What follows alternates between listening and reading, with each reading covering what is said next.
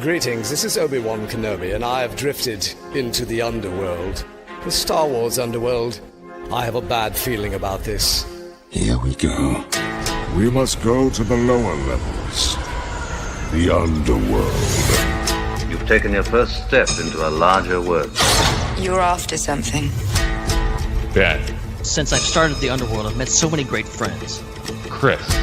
I grew up in the 1990s, and mall packaging is nostalgic for me. Dominic. What I love most about Star Wars is that it's fun and it's all-around good times. So, this is where the fun begins. May the Force be with us. This thing really moves! Whoa! I like this! I can't believe you came all this way to see me. Why am I not in the intro? I gotta come up with a snappy line. What's up, Star Wars fans, and welcome back to yet another episode of the Star Wars Underworld podcast. We are your source for the latest breaking Star Wars news, reviews, and discussion each and every week. And this week, we are reviewing the much anticipated two-part season 1 finale of Maul, Shadow Lord, and we have a podcast collaboration to do it of two different shows coming together on the network. I'm Chris. Joining me, it's my good friend, Mr. Dominic Jones from the Star Wars Underworld podcast. From that? No way.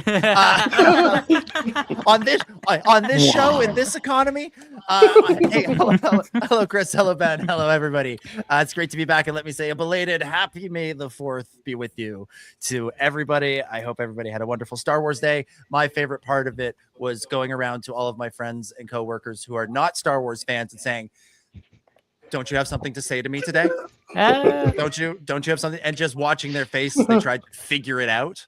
We're explaining, oh no, it's Star Wars Day. It's the most important of all the holidays. But a very good Star Wars Day. Got to watch two great Star Wars things involving Darth Vader.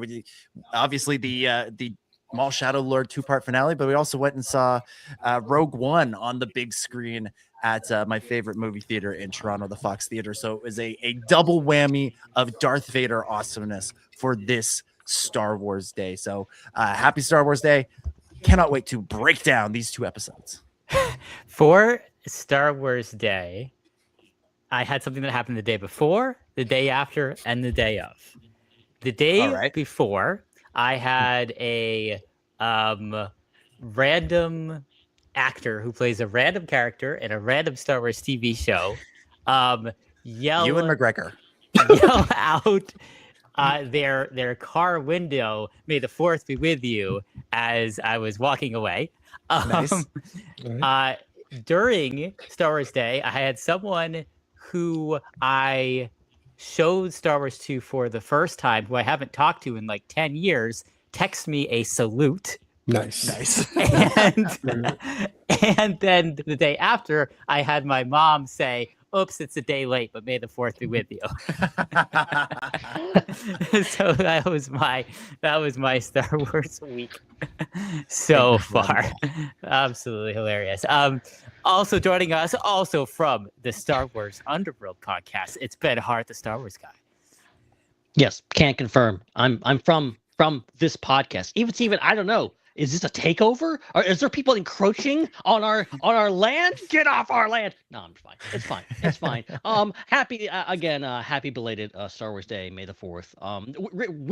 Weirdly, like no major Star Wars announcements, which was just like almost kind of refreshing. Kind of just like, okay, where things okay, what is it? Let me say, Ben, where does this notion that there are major Star Wars Day announcements ever? Where does this come from? What's going on? No, where seriously, where is this? Where has it ever come from? Nobody. It never happens. Every year, I have an idea the same thing happens. Where people go, this is going to be it. There's going to be a trailer for this and a trailer for that, and they're going to announce 7 new movies. And Dave Filoni is going to get up in front of us and I'll do a tap dance while revealing 17 new theme park attractions. Casting Kenny, you're going to get fired again. That'd be awesome. again. I mean, Ever so here's the thing: is I think you answered the question right there. I think it's because so many people speculate on it, and so often we say maybe we'll get this on May 4th that it's just ingrained into our brains now to expect something because there's just so many people speculating on it with no actual evidence that it's ever happened.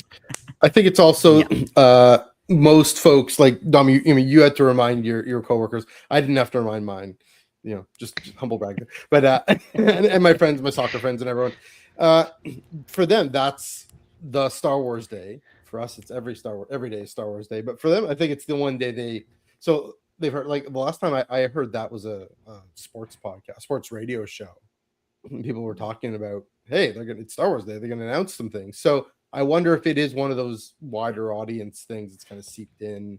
We hear it by osmosis. It's my theory. Yeah, fascinating. Here's the thing, though. Of course, real Star Wars Day is May 25th. Real Star Wars Day is May 25th. May 4th is real Star Wars Day. My glasses.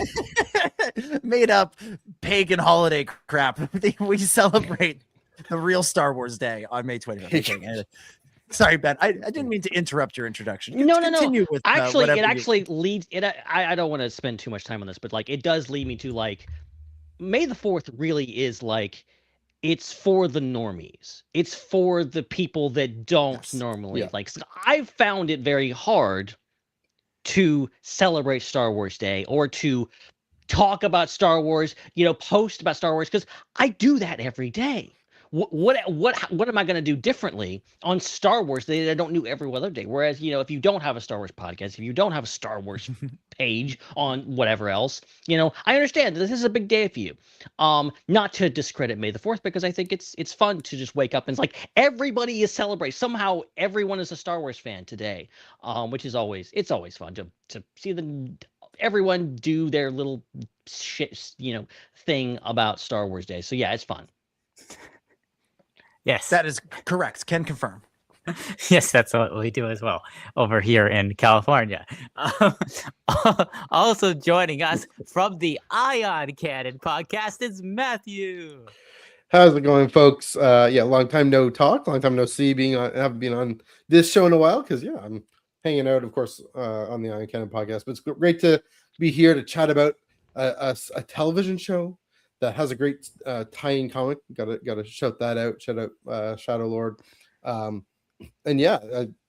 Dom mentioned, we went to the Fox Theater and saw Rogue One, and that was basically all I did for Star Wars Day. Worked. Did you do the thing I suggested? Did you do the thing? Yes. Oh, yes. I did read. I read that Rogue One tie-in comic that wasn't that great, but no, that's not what I suggested. That's not what So we watched Andor, the last 3 episodes of Andor. Then we watched the Rogue One. Nice. And then we watched with that I read the Rogue One tie, and then we watched Rogue One. Definitely. You're right, Joel. It was a good call. Definitely made it feel gave a sense of how well Dom was chatting with you about this. How well Tony Gilroy goes from the gritty, real world grounded spy story into the space opera, the fun fantasy adventure, and really how well Tony Gilroy bridges that gap in, especially that last episode, into the meeting with Tivik and everything we know that film, and then the literal handoff at the end with Ramus to Leia. So all a great way to kick off the Rogue One at 10 party. Film that maybe doesn't get as much attention anymore, but not for lack of deserving. It definitely was a good time. It was a fun time. No trivia contests this year, which is that was different. No trivia contest, but we'll get it next year. Is that because somebody kept winning them and then we can't have any trivia contests in Canada? Entirely. Yeah. No, I won the last one we did, but dynamic duo of trivia conquistadors in Canada. I don't know why. We went a while back. We went and competed together in one, and what we realized what we should have done is competed separately as individuals, because then we could have won first and second prize instead of just first prize. Oh, this is true.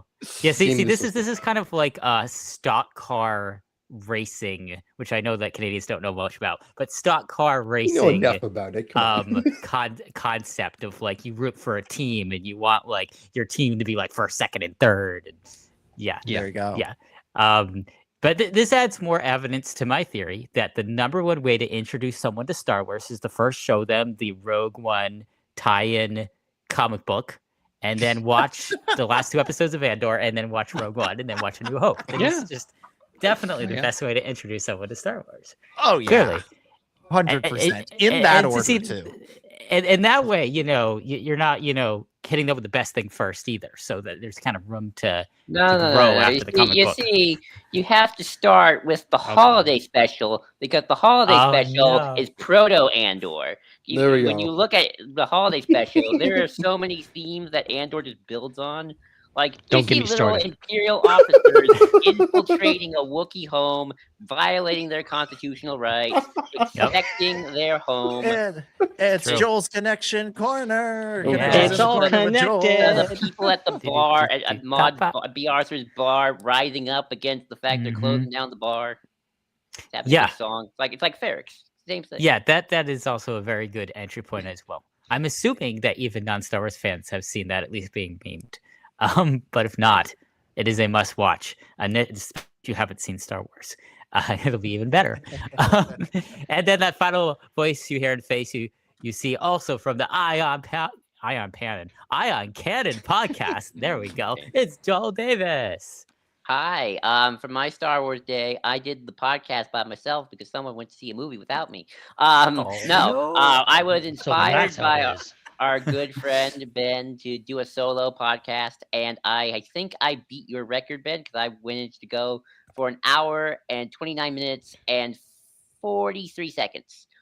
I have the 2 times that I have done it, I've either lost my voice or got bored and just got off. So I was out of breath. I was ready to I was about to stop. I'm about to lose my breath and just collapse, but I was about to keep going anyway. It's really hard, isn't it? It's really hard to be the only person talking. You don't get a chance to take a break. You just keep going until you're out of breath. Exactly, but I kept going. I talked about Maul, and then I went into several hot takes about why I like Release Order in terms of viewing Star Wars, why I don't like Force Unleashed as a story, why I don't like the Old Republic MMO aesthetic, and why everyone's wrong about the Mando box office. And then I went into an academic thing about all the various eras of Star Wars and just kind of explaining them era by era using both legends and canon material. And then I stopped. Sounds like a course.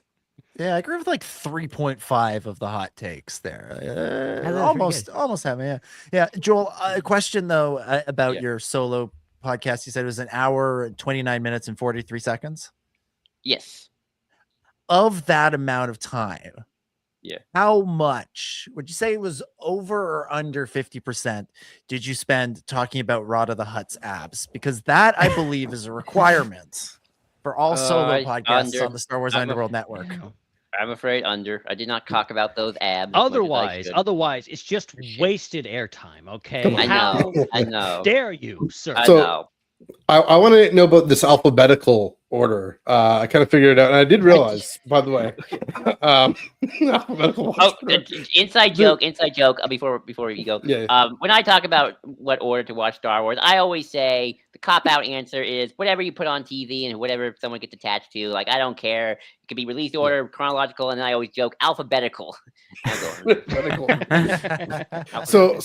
then I actually figured it out and realized the sequel trilogy is in alphabetical order, right? The Force Awakens. They all start with the. Yes. Yeah. Well, FLR. Yeah, it's the trilogy. There's the plan. There's the plan. There's the Stoke theory. But I'm working out the alphabetical order because I guess you start with A New Hope, then you go Attack of the Clones. It depends if you count and the. Yes, I think you do. I think you count and it's because you want to start with A New Hope all the time. Yeah, so you start with A New Hope, then you go Attack the Clones. Then what are these other movies called?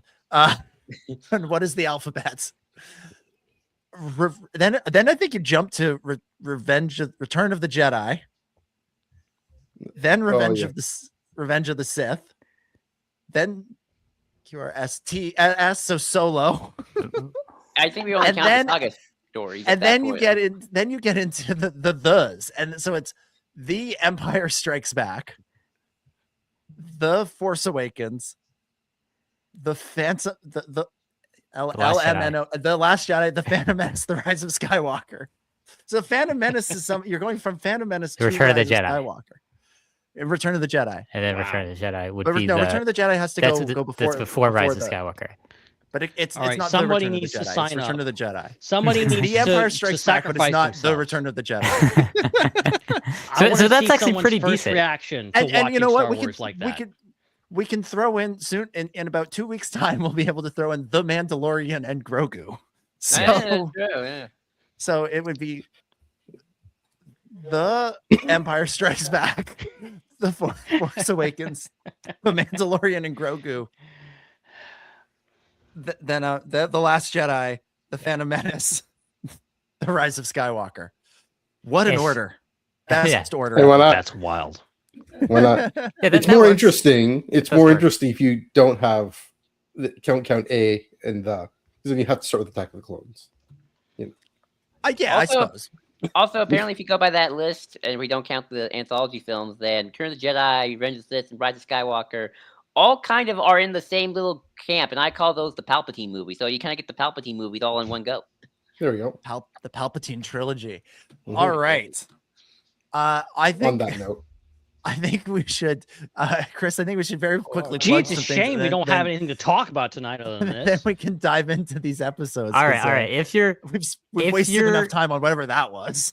I don't need to ask you if you're watching because obviously you are. So hit the subscribe button. Make sure that you super chat with us or become a channel member, depending on if you're live or not on YouTube. Check out our Discord link in the description. Check out the shows on the network not mentioned already, like Tales from Beyond the Galaxy, Tractor Beam, and the Raeside. And Dom, do we have a hot off the press? Yes, I've been posting written reviews of all the episodes of Maul Shadow Lord, and I posted my review of the finale yesterday. Yes, Wednesday. Check So it go out. check that out. Check that out. All right, let us dive into things and discuss the two-part season 1 finale of Maul Shadow Lord, Chapter 9, Strange Allies, written by Christopher Yost and directed by Stuart Lee, and Chapter 10, The Dark Lord, written by Matt Michnovitz and Brad Rao, and directed by Nate Villanueva.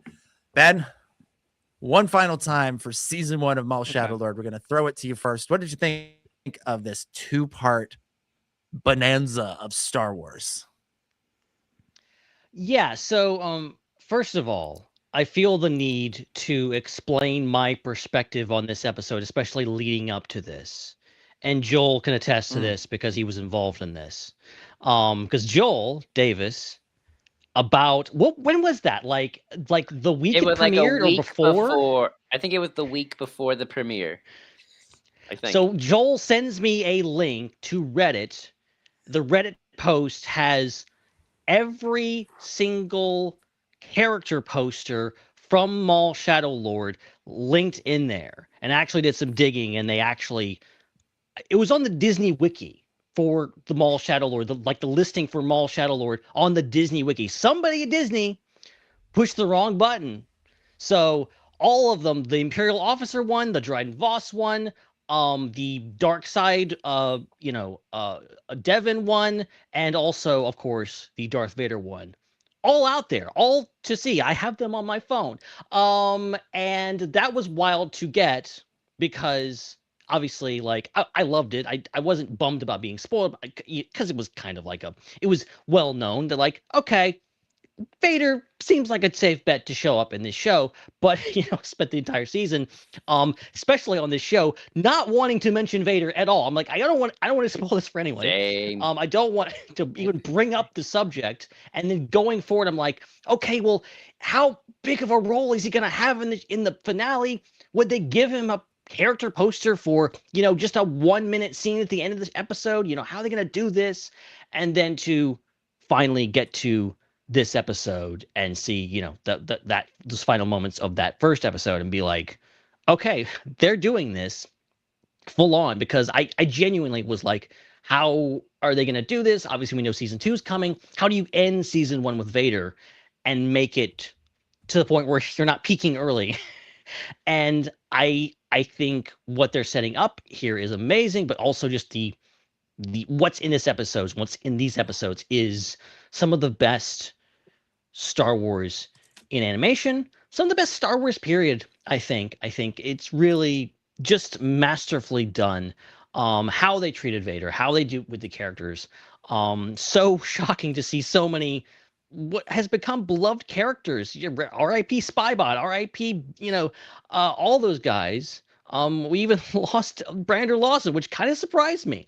And have this, what was George R.R. Martin writing this? I don't know, but shocking, brilliant.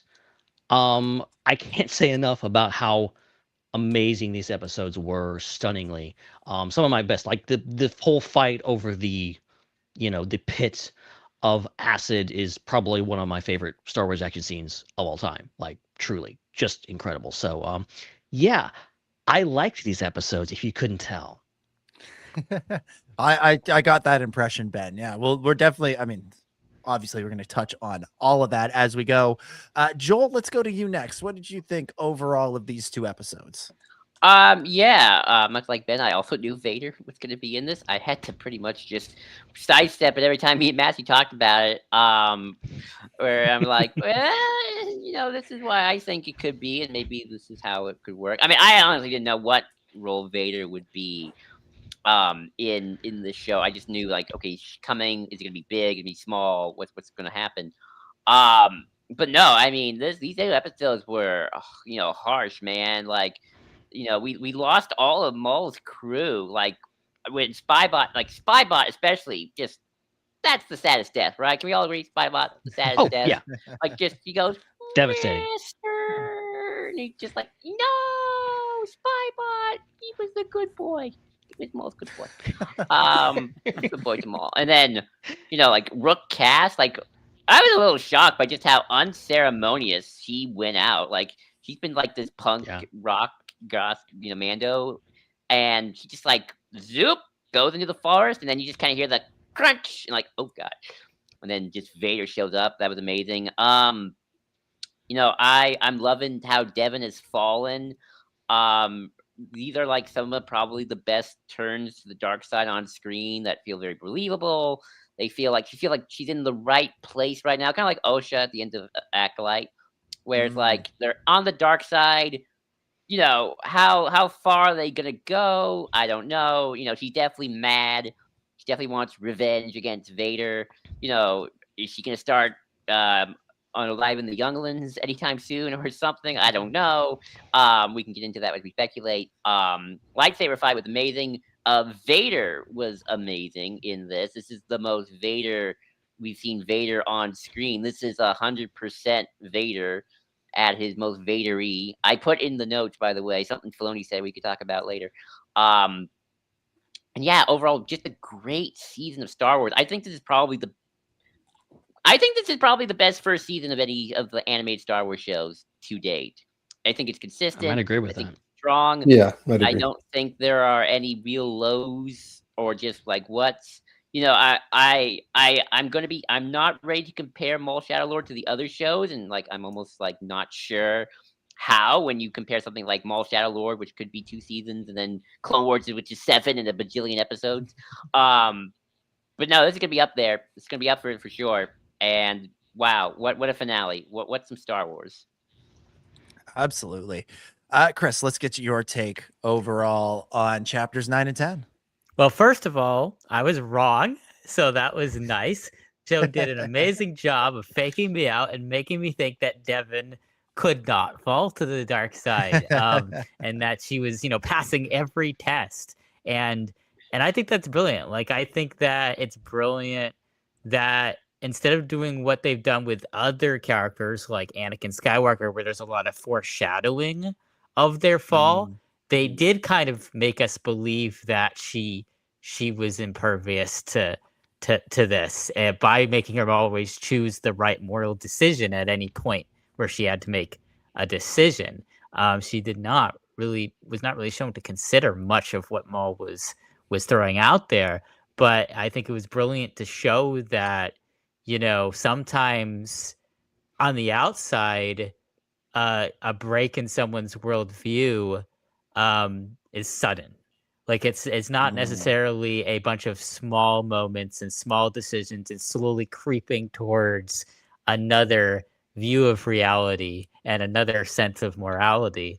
But it's an internal struggle that you don't see, and people often will on the outside seem the same as they always have been, but it just takes that one pivotal thing to happen in their life to have that internal conflict become externalized, and then finally see that they were heading in that direction. So I think that's brilliant, because I don't think we've seen a lot of that in Star Wars. I think Star Wars has telegraphed things a lot more than this in the past. So I think, showing how it was the death of her master that really pushed her over the edge and pushed her to embrace Maul's ideology in action for the first time, was a pretty unexpected for me moment, that surprised me, and that made me appreciative of the show taking a risk like that, and showing us a twist like that. And so I thought it was extremely well done.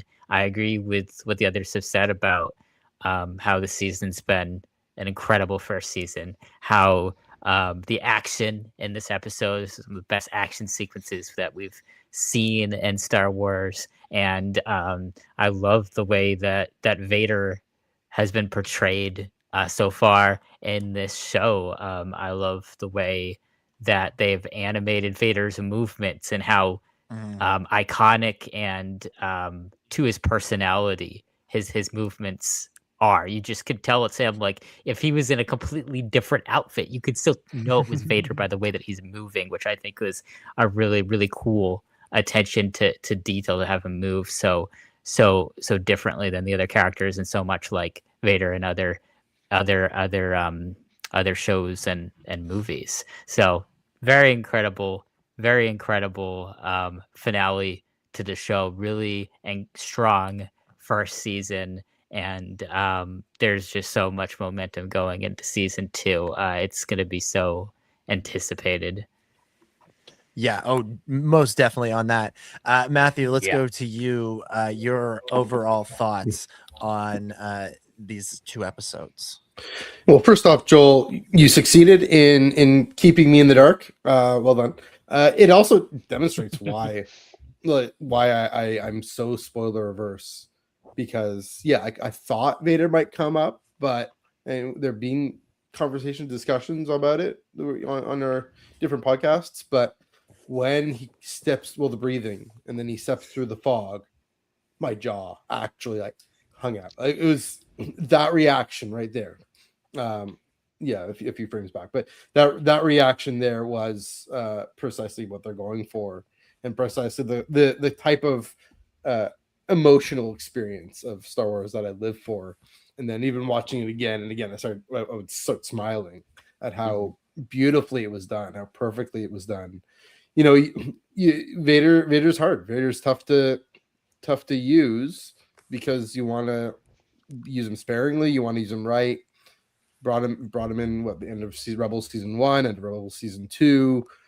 When you bring him in, you got to be careful in Rogue One, and here it was pitch perfect. It may be in a story not fully centered on him. I'm gonna go on a limb. I mean, this might be recentism, but one of the best uses of him in a non-film, non-Vader story. So therefore, Chris, I want to think about what we were talking about Devin. It's interesting. I could see what you mean in terms of her choices, entirely just when she's faced with either Maul or Daki. I did see in her eyes, like, they did do a great job of that internal conflict, even very early when she's first dueling Maul in episodes 1 or 2, you could see the anger, the rage starting to bubble up. She disagrees with Docky in his perspective a lot, right? She's thinking about it. She's tempted to consider, oh, maybe Maul has something, right? So, yeah, I mean, part of it just, again, subjective experience. Great. They experienced it as a twist. I experienced it as incredible build-up. That, yeah, they really plotted that out, I thought, and really, I mean, the animators did such a spectacular job acting her, performing her throughout the season to make this feel, frankly, almost inevitable in the end. So, yeah, and it being Docky's death as the catalyst that finally pushes her over the edge. So, all told, spectacular Star Wars, spectacular animation, spectacular Star Wars overall. I hated it. I thought it was crap, and I thought the show should be canceled, just like The Acolyte. No, yeah.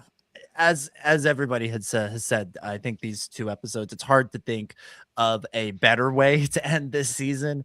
They delivered on so much of what has been built up, while also setting the stage for season 2 and beyond. And we'll get into all that, but it was a wonderful payoff to a lot of things that we've been building to, and some things, Vader's introduction, it was spoiled. I also knew from the moment those posters showed up online that this was coming, but it still felt right. They didn't obviously foreshadow it throughout the run of the season, but they made it so that there really was no other way to end this season. God love Merrick and Birdface there, but they are not interesting enough threats to end this season on. They are not going to make Devin turn to the dark side, but Darth Vader can.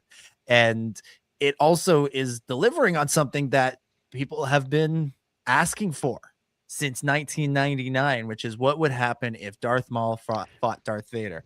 And in one sense, it's always been kind of a silly question because Darth Vader was always going to win. But they managed to make it a really interesting fight, even though the result was never in doubt. And they did it.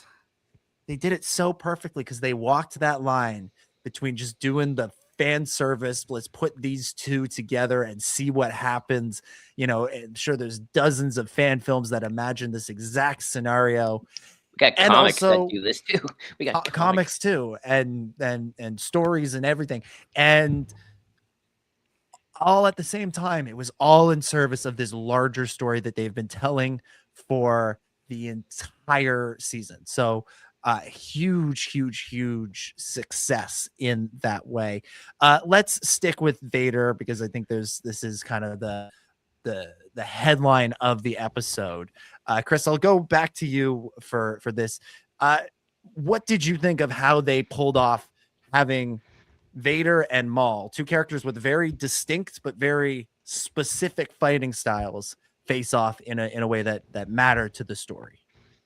Yeah, I thought it was very well done because you need to show the power scaling appropriately in moments like this. And that's where it's very difficult because you a lot of times see Maul and Vader, you've only seen them separately and you've seen, how powerful they are against maybe common opponents. And it's like very difficult to kind of imagine and kind of correctly pull off how the power scaling would be when they're fighting against each other.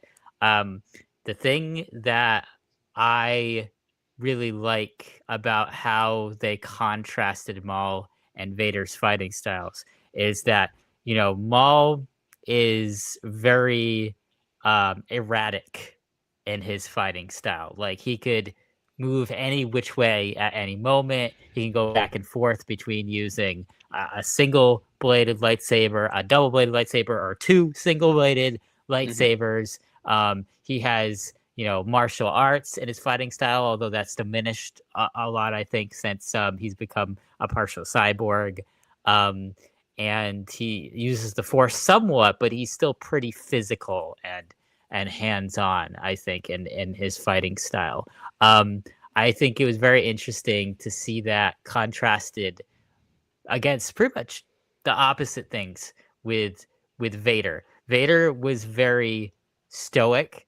He was standing very tall and only made very kind of minimized motions, like kind of the least amount of motion you would expect his body to make in order to accomplish what he was accomplishing. You would see him just stand still, but his arms move really quickly to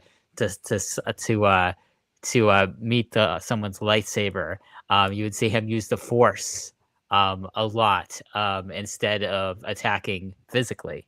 And I think kind of seeing the imposing, tall shape of Vader against the kind of shorter, more fluid Maul was a very interesting contrast. And it was interesting how it was shown that Vader and his stillness and his precision and his conciseness of his moves was so much more powerful than Maul, so much more formidable than Maul, which I thought was a very cool contrast, because of course you could do the opposite, but it would be way less interesting. It's more interesting when the more still character is the more powerful. So I think kind of the Vader exhibited almost like a silent strength, a silent ominousness, and I thought this was just a really cool depiction of Vader through the contrast with Maul and the other characters.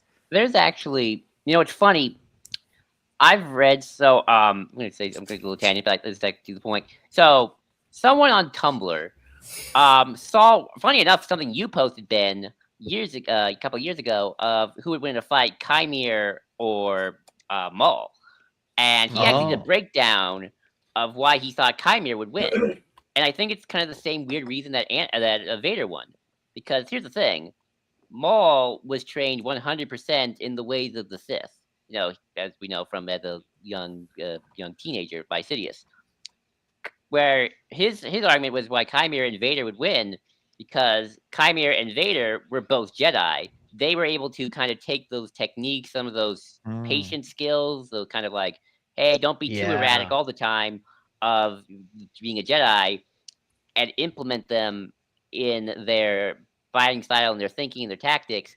So Bob Maul's just like anger, passion. Yeah, I mean, Chimere and Vader probably got that too.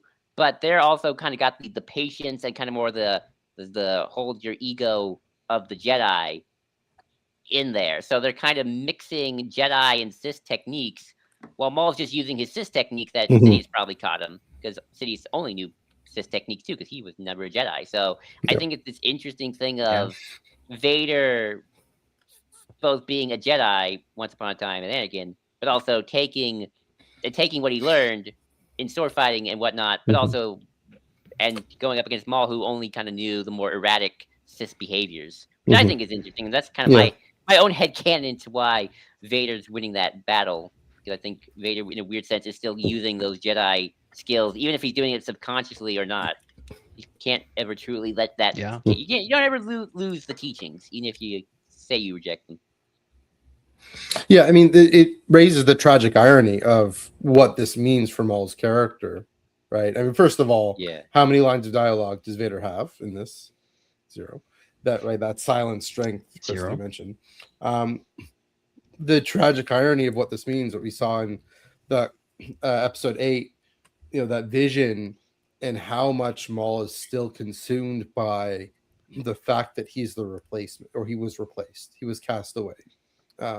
He thought he was going to be the heir apparent to the Sith, and this mentor Palpatine was, fairly frankly an abusive mentor, but still there was that bond there that gets just cast off, and he knows that the replacement is out there somewhere.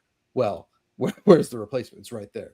This is Palpatine's man. This is the Sidious's man. This is the one Sidious really wanted all along, turns out. Wanted Anakin from the start, from when he was 9 years old. And to see just how, frankly, inept Maul is with Vader, the very simple, quick, easy motions, almost easy for Vader, to fighting off not just Maul, but Docky and Devin, right? A Jedi Master, a Padawan, and a former Sith, and it's just like nothing.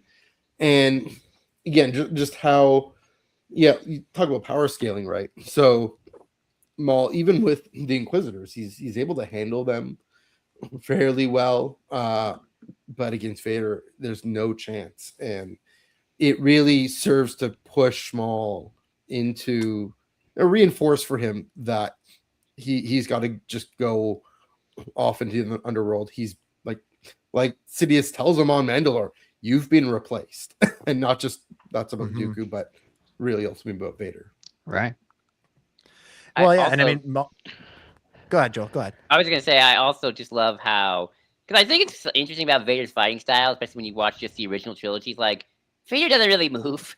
Obviously we got the New Hope duel, which is tap, tap, tap, tap, tap. Yeah. And then Empire's a little bit more static, but Vader's just so the master of that duel. He's more playing with Luke than just father and son playing. That sounds creepy. But no, he's more like playing with Luke than just like an actual duel. Like this is all more like just, I'm not really trying to kill you, kid, son, but I'm gonna still maim you a little bit. And then obviously we got Return of the Jedi duel, which again is kind of like Vader's kind of not in his best element. He's kind of like, well, no, I mean, my son's trying to tell me one thing, but the Emperor's trying to tell me another thing. I don't know what to do. It's a madhouse, I tell you. So I think it could have been very easy. And I think even something Kenobi did quite well at this as well. Is like, let's give Vader the flips and the prequel moves and and I think they really handled it well. It's like, no, he's still kind of this tank. He's still kind of like, just bam, wham, wham, wham. But he's still very still and like doesn't do flips and tricks and just kind of more like like trying to bang you with his lightsaber when he gets mad or something. So I love how they kind of like, he moves more because of the technology and how we do choreography, but he's still kind of still and just like a tank. Yeah. I remember, I can't remember if it was Gareth Edwards or who it was, but somebody was talking about when they were choreographing and shooting the hallway scene from the end of Rogue One. The thought process was, we need to do something cool. We need to do something exciting, but we can't show Vader doing something he couldn't have done in the original trilogy. And so same thing when you watch that scene, all he's really doing is walking forward and swinging his lightsaber and using the Force a little bit. He isn't, like you said, Joel, he's not doing flips. He's not fighting the way that Maul fights. And I think, and they carried that through to Rebels, to Obi-Wan Kenobi, and then of course now to this. And I think that's what made this duel so very interesting, is that it is, it's the two different styles. That was something, I don't know how much this was talked about amongst like adult Star Wars fans, but as kids, that was always our thing. As kids, we'd be like, the prequels are so much better because they've got better lightsaber duels. The duels in the original trilogy are lame and slow and boring. And the argument was always, well, they're cooler because they're doing flips and there's all this martial arts stuff, and they brought in Ray Park and he learned and Nick Gillard and all these incredible things. And what we see here is literally the clash of styles of the prequel style going up against the original trilogy style. And the thing about it is, the one who has to win is the original trilogy style. That's the character who is more powerful. That's the character who has to win this fight for the sake of the story. Put aside our perceptions of who's more powerful. For the sake of the story, Vader has to win this fight. And so how do you make it so that the excitement, the thrill, the spectacle of this prequel character in Maul, who more than anybody else represents that prequel style of fighting, how do you make it so that he not just loses, but loses convincingly to Vader? And they did such a good job. I think this, I've loved just about everything we've gotten with Vader, and I think they just nailed it here of showing how he just is. He's unflappable. He has a plan. He knows what he's doing, and he's not scared by the obvious sort of almost distractions of, we've got 3 people. Okay, I'm going to spin my lightsaber around like crazy. I'm going to flip and jump and do all these things. He's not moved by it. He's just like, I know I can beat you. It's almost the, you mean nothing to me. You're nothing to me. I'm going to squash you like a bug. It feels like he could have killed them like in the first 5 minutes, but he just didn't. He just didn't want to. He was just like playing with these people. What actually surprises me with this whole thing is almost like some out of universe stuff for me, is like the timelessness of Star Wars, the fact that we have this one design. You know, you look at Maul as like this, that's kind of what has kept Maul going all these years. He's really cool looking. He has cool tattoos. That's why everyone loves him. And he's good at fighting. And just that design as it of itself, like carrying forward, 20 years later, more than 20 years later. And now you have this other design in Vader, one of the most iconic, that's almost 50 years old, that has pretty much been the same all this time. And these two figures meeting together and fighting. I love the idea of just like these two fighting styles mixing, but also just like these two characters that have been on parallel paths within Star Wars canon. Maul tried to run over Anakin once upon a time. That happened a while ago. And, I was always disappointed in the Clone Wars. I'm like, why do you keep having him fight Obi-Wan? It would be cool if Anakin and Maul fought. Well, now we're getting that. And it's really cool to see that. And also, I've always liked, going back to the prequels, going back to those early, I remember one particular complaint that always kind of came up. And maybe it was just like one guy I would talk to. But like, it was this complaint about like, well, Maul doesn't say anything in the Phantom Menace. He's just silent. He's just a silent killer. And, usually in the fights, there's all kinds of dialogue and you get what this character's doing, what this character's thinking. And Maul just doesn't say anything. He has 3 lines in the whole movie. He should have said more stuff. And like, I get that, but I also love the reading that Maul was one piece of like the puzzle. Like, I like the idea, like the prequel villains, Dooku, Grievous, Maul were all like pieces of what Vader would become, and in this sense, you have now Maul facing Vader, Maul talking all the time, won't shut up. And Vader is this silent killer, like this, what Maul used to be in regards to just this tank. I'm here. This is a job. I'm here to kill you. I don't have anything to talk about. I'm just going to do my thing. And you're not going to, there's no way there's no way out of this. And I love that juxtaposition and just like these two characters finally meeting and having this fight, and it's epic, but also the symbolism of just like, oh, wow, this has been a long time coming. And it is fascinating to see these characters on screen together. It's fascinating because like these are the symbols of their era. Maul, even though he's in one movie, Maul packaging. Exactly, but he was in one movie. He died, and he doesn't say much. But he kind of was the symbol of the prequels for many years. He was the design that came out of it.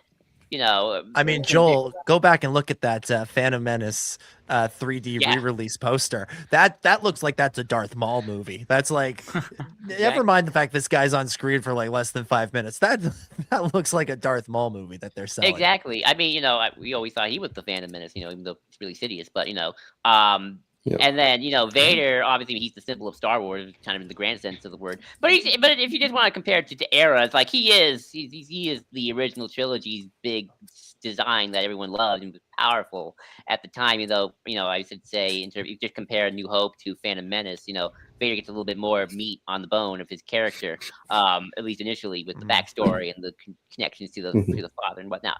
But these are the two designs. These are the kind of the two icons of their era meeting, and I think that's always been why, regardless of story, we've always wanted it, because like these two symbols of their original era just clashing. It's kind of it's like your toy packaging, like the most popular toys on the shelf. And they've always been that way, in compared to like even Dooku or Grievous. And the fact that Vader has to defeat Maul on the grander symbolic scale, because it's the dark times. It is this time of transition from the great conflict of the prequels into the looming conflict of the original trilogy. And I talked about the handoff in Rogue One. This is getting, because I saw it on the same day, but getting in my mind thinking that, this is the handoff. This Vader has to win because that's the next part of the story. It's about the Empire and about the rebellion against the Empire. Also to say, I do wonder, there's something about, Maul being about the Sith, and there's the rule of two and the whole Bane lore, and if his focus is on being the Sith apprentice and having the title Dark Lord of the Sith, and that is a very prequel era concern, and I'm here for it. I'm wearing this T-shirt. I love I've been a prequelist my for a long time now, but it just shows how Maul is concerned about being a Sith, whereas Vader is concerned about the Force and tapping into the power of the Force. And yes, Maul talks about that. Maul understands that, but where the different preoccupations are. And so what is clearly more powerful, more dominant, more in touch with the universe, the galaxy, it's the Force itself. Of course, Maul never gets redeemed and Vader does. And so maybe that is some bit of hinting towards it, but not in this moment here. Vader is so in tune with the Force and with his stature and his dominance that it's clear. It's that clash between just one faction, one group of Force wielders versus the Force itself. It is funny though that Master Aki though was like Aki, right? Daki? Yeah, Daki. Sorry, Daki. Aki's a character from Chainsaw Man. Master Daki was tuning into like, oh shoot, this metal guy. I don't think he's an Inquisitor. I think he's a Sith Lord. Ah shoot, that's bad news. It's kind of funny, like he thinks that, and then it's like, well, Maul's right there. It's like he was a Sith Lord once. Like, does that not count anymore? Like, I mean, I guess not to him, but like, Maul's bad, but like this guy's a Sith Lord. Be careful. I mean, I guess it's how Qui-Gon caught up back in Phantom Menace. We're like, I think this small guy's a Sith Lord. There's something about him. There's something about him. He looks like the devil, and we're like, this guy's real bad. He looks untrustworthy. Yeah, it's interesting. So Vader doesn't speak in this duel. And I think it speaks to the characters and what they want at this point in time. As we've said, I think Vader in this moment is almost not interested in what's going on. This is like what he has to do because it's his job. He's showing up to do his job. Clocking in for the Emperor. I'm bored. Yeah. Maul is looking at this fight, and he has a very specific goal in mind. He realizes that there is an opportunity here, because what is the one thing that has been tethering Devon to the light? She doesn't want to.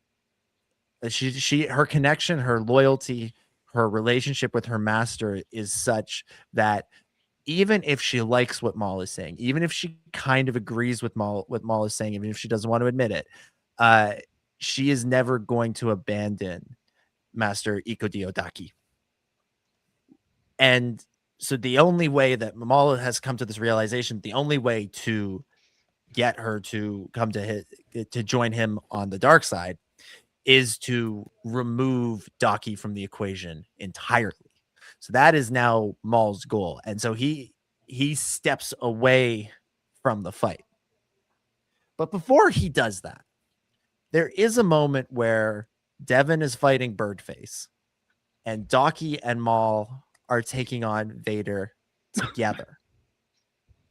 And I thought this was really interesting because, to me, the moments when they had the most success against Vader, not that they were necessarily ever going to win this fight, but the moments when they had the most success were when Daki and Maul were working together.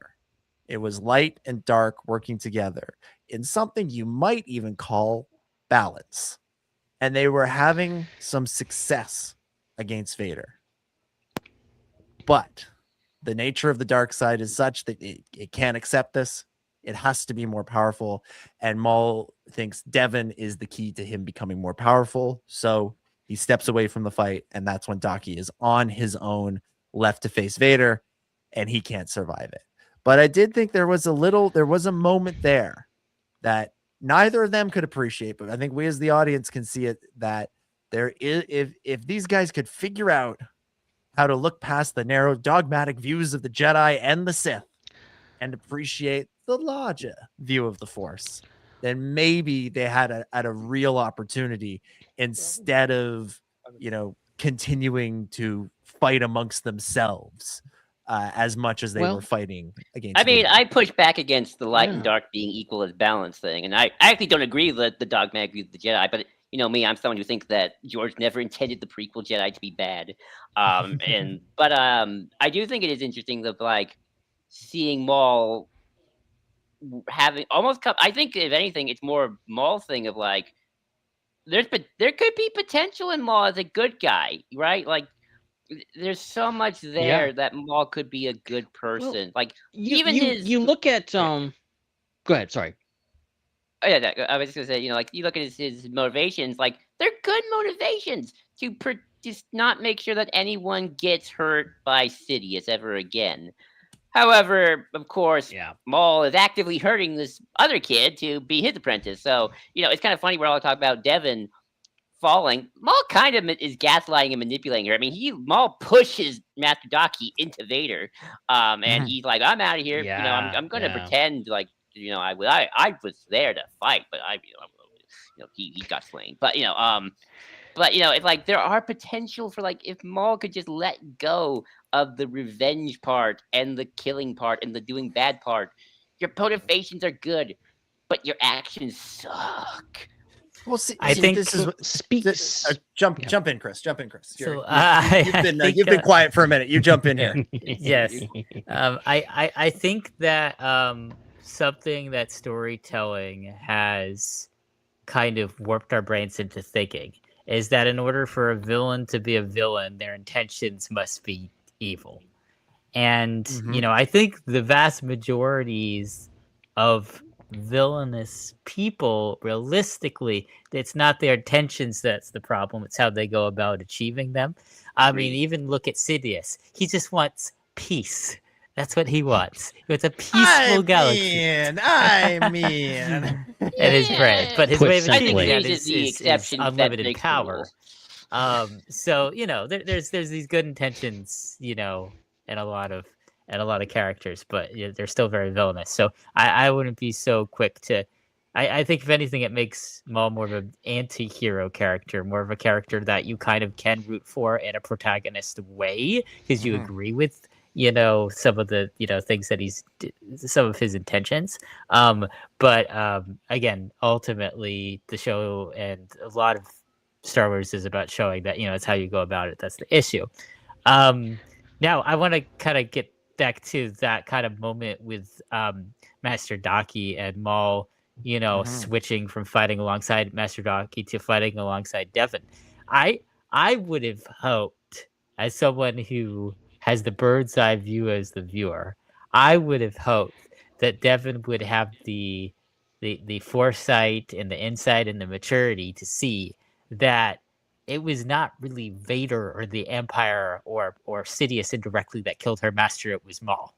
Maul abandoned Daki very, very purposefully to manufacture this situation where, one, he can guarantee that if one of them was going to survive, it was going to be the one that he could manipulate, and then two, potentially even more sinisterly, to actually manufacture Daki's death so that he could use it to manipulate Devin. And that was very clear looking at it, as someone watching it. But unfortunately, I think everything was happening too fast, and there were too many emotions involved in the moment for Devin to really realize what was going on and realize that Maul is actually her greatest enemy here. Not Vader, not the Empire, not Sidious, and that's really, really unfortunate. And it makes me wonder. It makes me wonder now, going into season 2 if we're going to flip from looking for signs of darkness in a light side character to looking for signs of light in a dark side character, and if maybe that moment is going to at some point she's going to come to a realization and maybe might actually turn away from Maul, realizing what happened. There's a little possibility open for that. So interesting that you raised this, because I 100% agree with you. 100% agree with you that this is something that is going to be looming over the characters going forward. Is that, yes, Vader is the one who struck the killing blow. He killed Master Daki, but Maul's actions put him in that situation. Maul made the active choice to stop fighting alongside Daki, to stop trying to kill Vader, to stop trying to stop Vader together, and choose to try and split up Devin from Daki. He realized that it was more important to him to maintain the separation between the Jedi and the proto Sith or whatever he is, so that or pseudo Sith, I guess, maybe a more accurate way, to keep that up. So he chose to step away from that fight and leave Daki to his death. And Devin doesn't know that. All she knows is that Vader killed Daki. Maul needed Devin to have someone that she hates. That was what was missing from the equation. Now she has it. Now she embraces the dark side. The thing about the rule of 2 is that you have one person who holds the power and you have one person who craves the power. And the student has to eventually hate the master. And I think it's certainly fair to say that Vader hates Sidious at a certain point. He's just been whipped into not believing he could ever take him down. The Darth Bane trilogy that is part of the Legends continuity, but Drew Karpyshyn wrote that back about 20 years ago now, does a really good job of playing that out with Bane and Xana. But something is going to happen that is going to make Devin turn her hatred away from Vader and towards Maul. And this is something that they are in fact teasing for season 2 on StarWars.com. Here is a quote from Matt Michnovitz, kind of the showrunner of this whole thing. He says, quote, "Devin is left with this horrible, wicked truth that she's not aware of. The secret that her new master betrayed her old master. That secret is lurking out there somewhere." So something that is going to lead to the ultimate split between Maul and Devin. And even then. Ben, hold up, Ben. Hold up. All right. I got some thoughts too. Devin winds up. I'm gonna say Maul winds up on Malachor. We don't know how he winds up there. Yeah. But something real bad's got to happen to him. And his apprentice turning on him, realizing the truth about him, and banishing him to the ancient hellhole of the Sith. I think that's a pretty interesting way to go. I have more theories on the future for Devin that I will lay out in a few minutes, but I want to, Ben, why don't you jump in here, and then Joel, you go after Ben. Okay.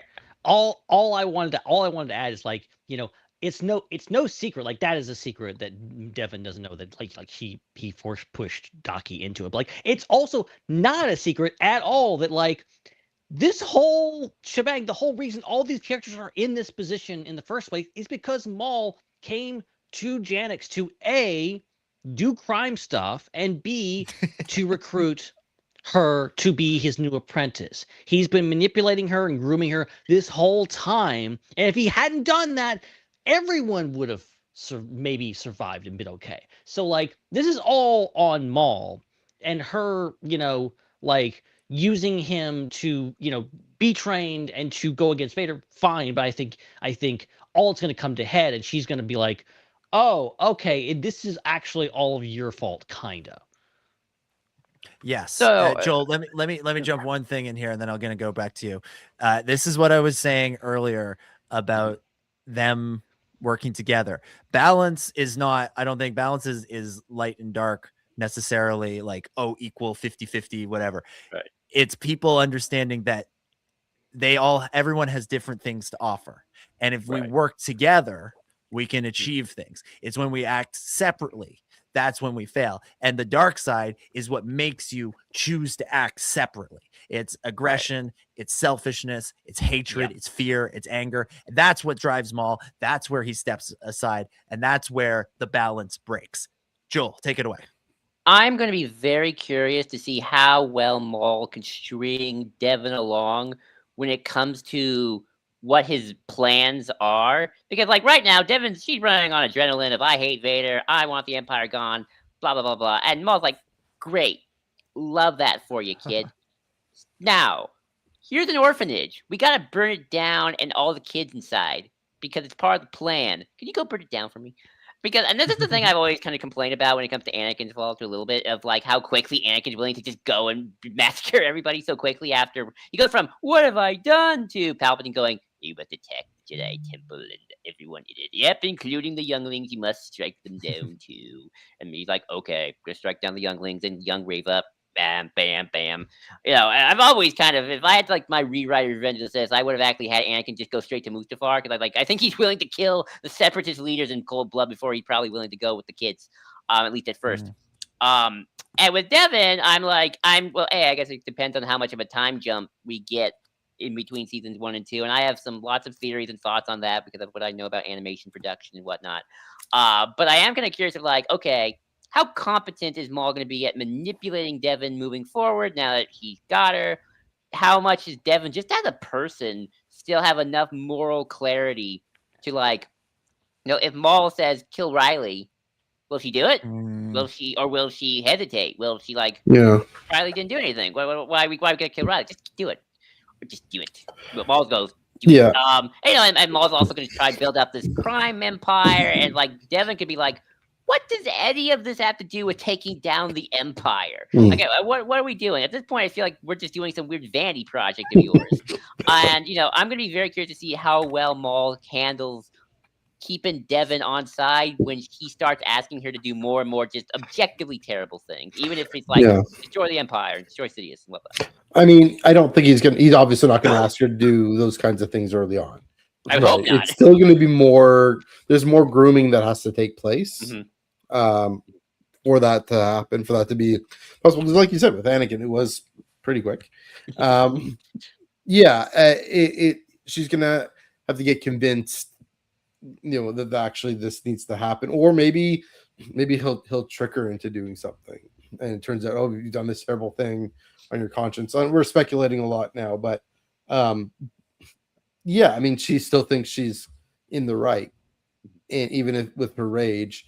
I wonder if she gets bored before she gets does a great calamity or whatever, great terrible thing that a Sith has to do in order to become a Sith. But it's true. It's gonna be. I think he's smarter than just to do it automatically and quickly. Yeah, I would think the next sort of step in this is like, okay, you've agreed to embrace the dark side. Yeah, let's ease into this a little bit. Because the thing about Anakin, right? Like, and I don't totally disagree with you, Joel, that it's a little bit fast.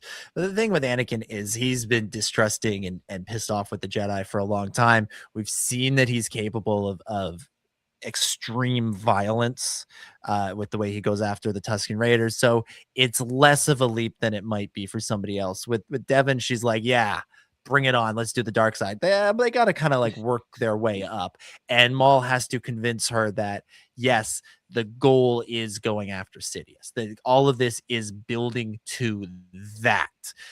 Because that is ultimately his goal. Let's not forget, all the way back in episode 1, he's telling Rook Kast, like, this is what all of this is about. It's about going after Sidious. That's the plan. And Freddie Prinze Jr. once compared Maul to Sisyphus. Like, right, he's pushing the rock up the hill, and the rock's going to roll back down the hill because of. And in Maul's case, it's always because of something he did, something that was unforeseen in his plot, in his plans, or because he tried to skip a bunch of steps. And I think in previous episodes, we've talked about this. The difference between Maul and Palpatine is that Palpatine was really, really good at being patient. He kept a list of names. He had, he's like Arya Stark. He has a list of names that he probably says to himself before he goes to bed every night of all the people in the Republic that he's going to kill.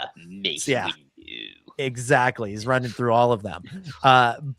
But he's not going to, if you embarrass Palpatine, if you disrespect him, if you do a slight to him, he's not going to kill you in the moment. He's going to remember it and kill you later, but he's not going to do it in the moment. Maul, because he tries to skip all these steps, winds up creating the thing that's going to be his undoing. And in this case, it's very clear that abandoning Daki, being the one to be ultimately responsible for Daki's death, is what's going to undermine him at some point. At some point, Devin is going to realize. How she's going to realize that, I have no freaking idea, and I'm very excited to see what they come up with. But she's going to realize that, and she is going to turn on her master and abandon him on Malachor. I actually, you know what? I think I might have a theory for you here. All right, let's hear it. Because I'd have to actually go back and watch the episode, but I believe I heard some discourse about this. Basically, there is a shot where it appears that Brander Lawson witnesses Maul force pushing Daki into Vader.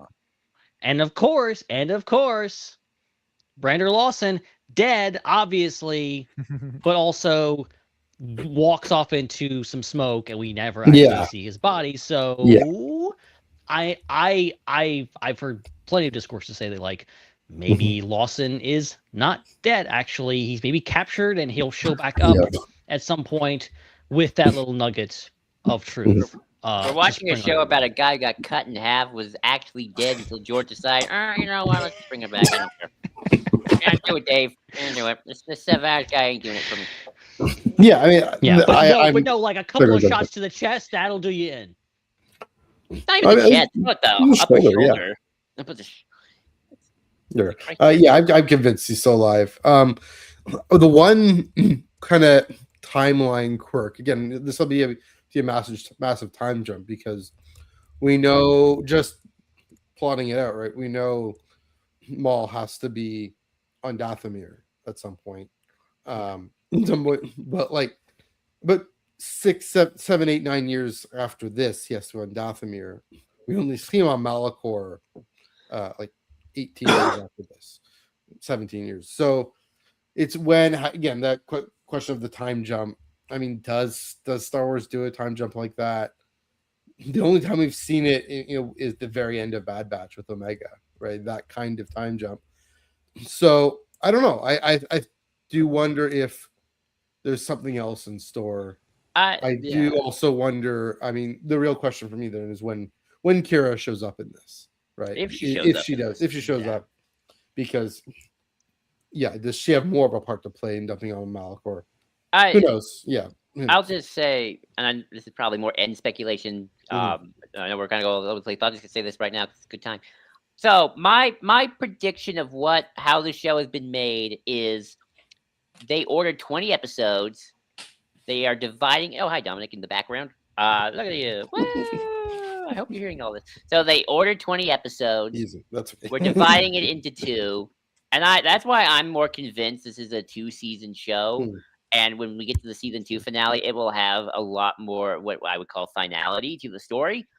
And now it's just a matter of, okay, well, how much of a time jump is season 1 to season 2, if there is one? Like, are we covering such a small window? We have that little nugget of Darth Maul apparently going to take out the current leader of Crimson Dawn. If they time jump, then, that means they're not going to do that, because I assumed he did that really early. And so either this is actually a very short period of time, because again, I am kind of convinced this is 20 episodes and they're splitting it into 2 seasons, because that's how animation works productive wise. Where you order like an X amount of episodes, and sometimes it gets split into certain seasons. Shows like My Adventures with Superman did that. And at this point, it's like, as you brought up, Matthew, he's on Malachor when Luke and Leia are like 18 years old. Luke and Leia right now are like babies.